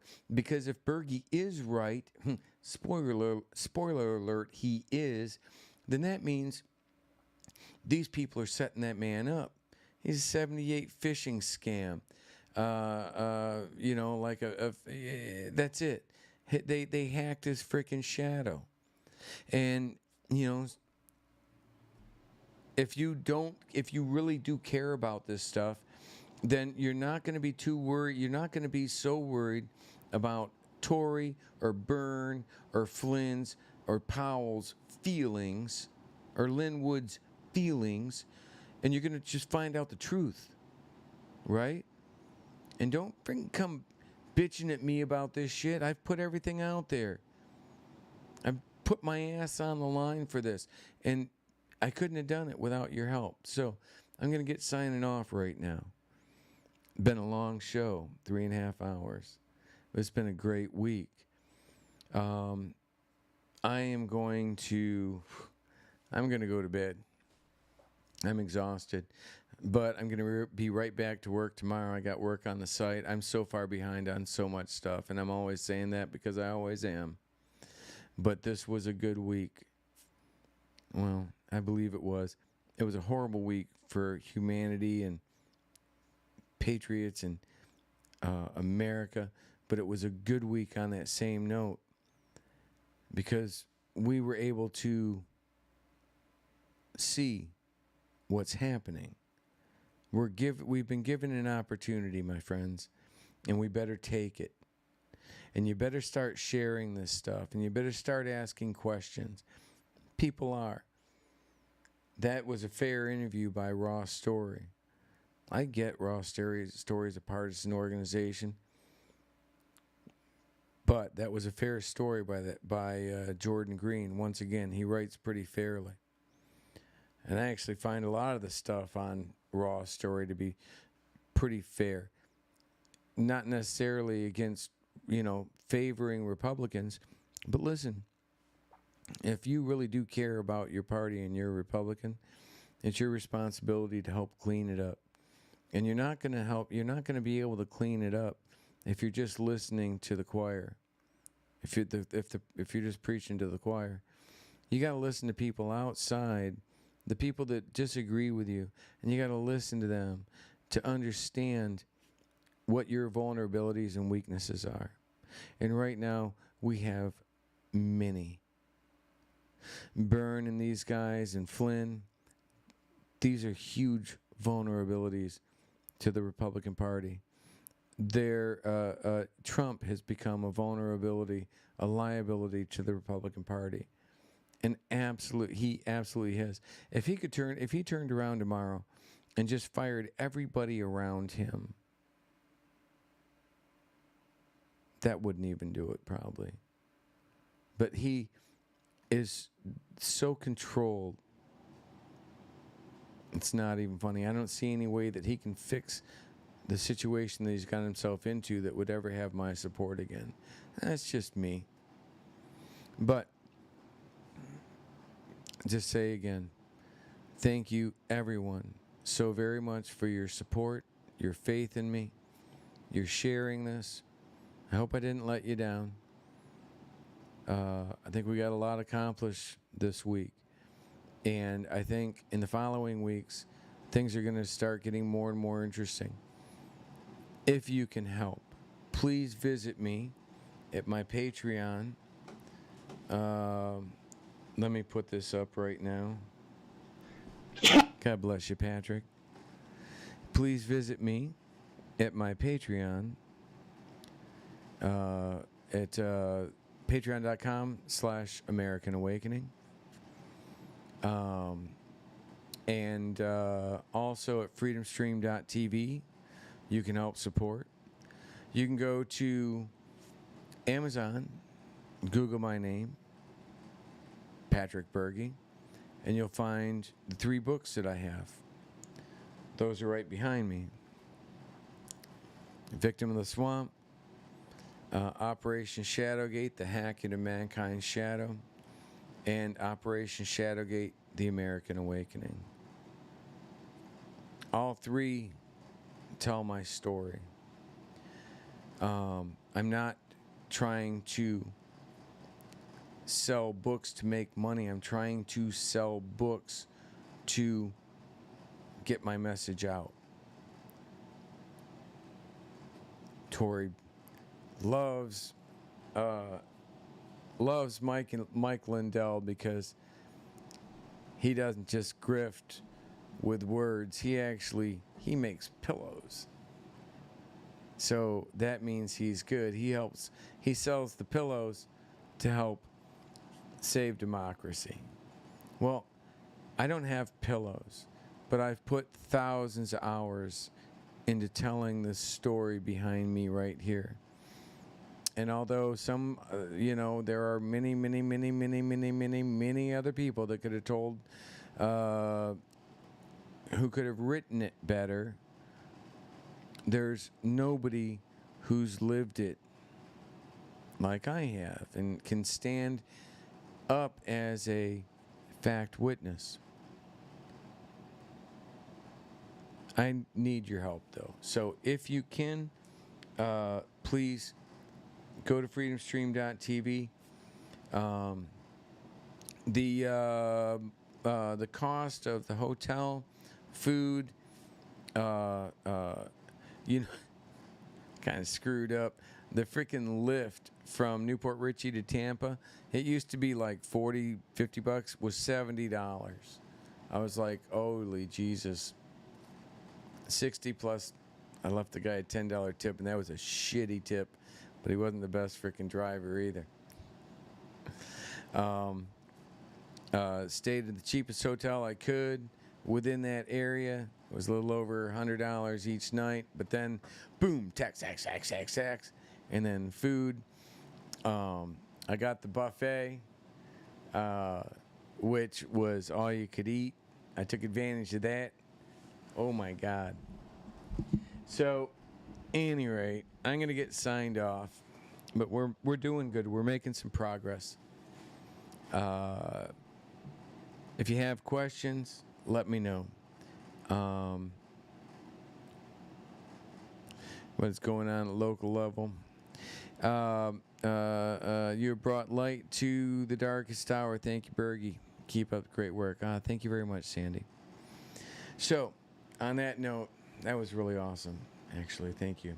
So, on that note, again, please, if you can help out, do so, because I can use all the help I can get. If you can't afford to, share this out, talk about it, call up news organizations and share this information to them. Have them start this conversation. Good night, everyone, and God bless.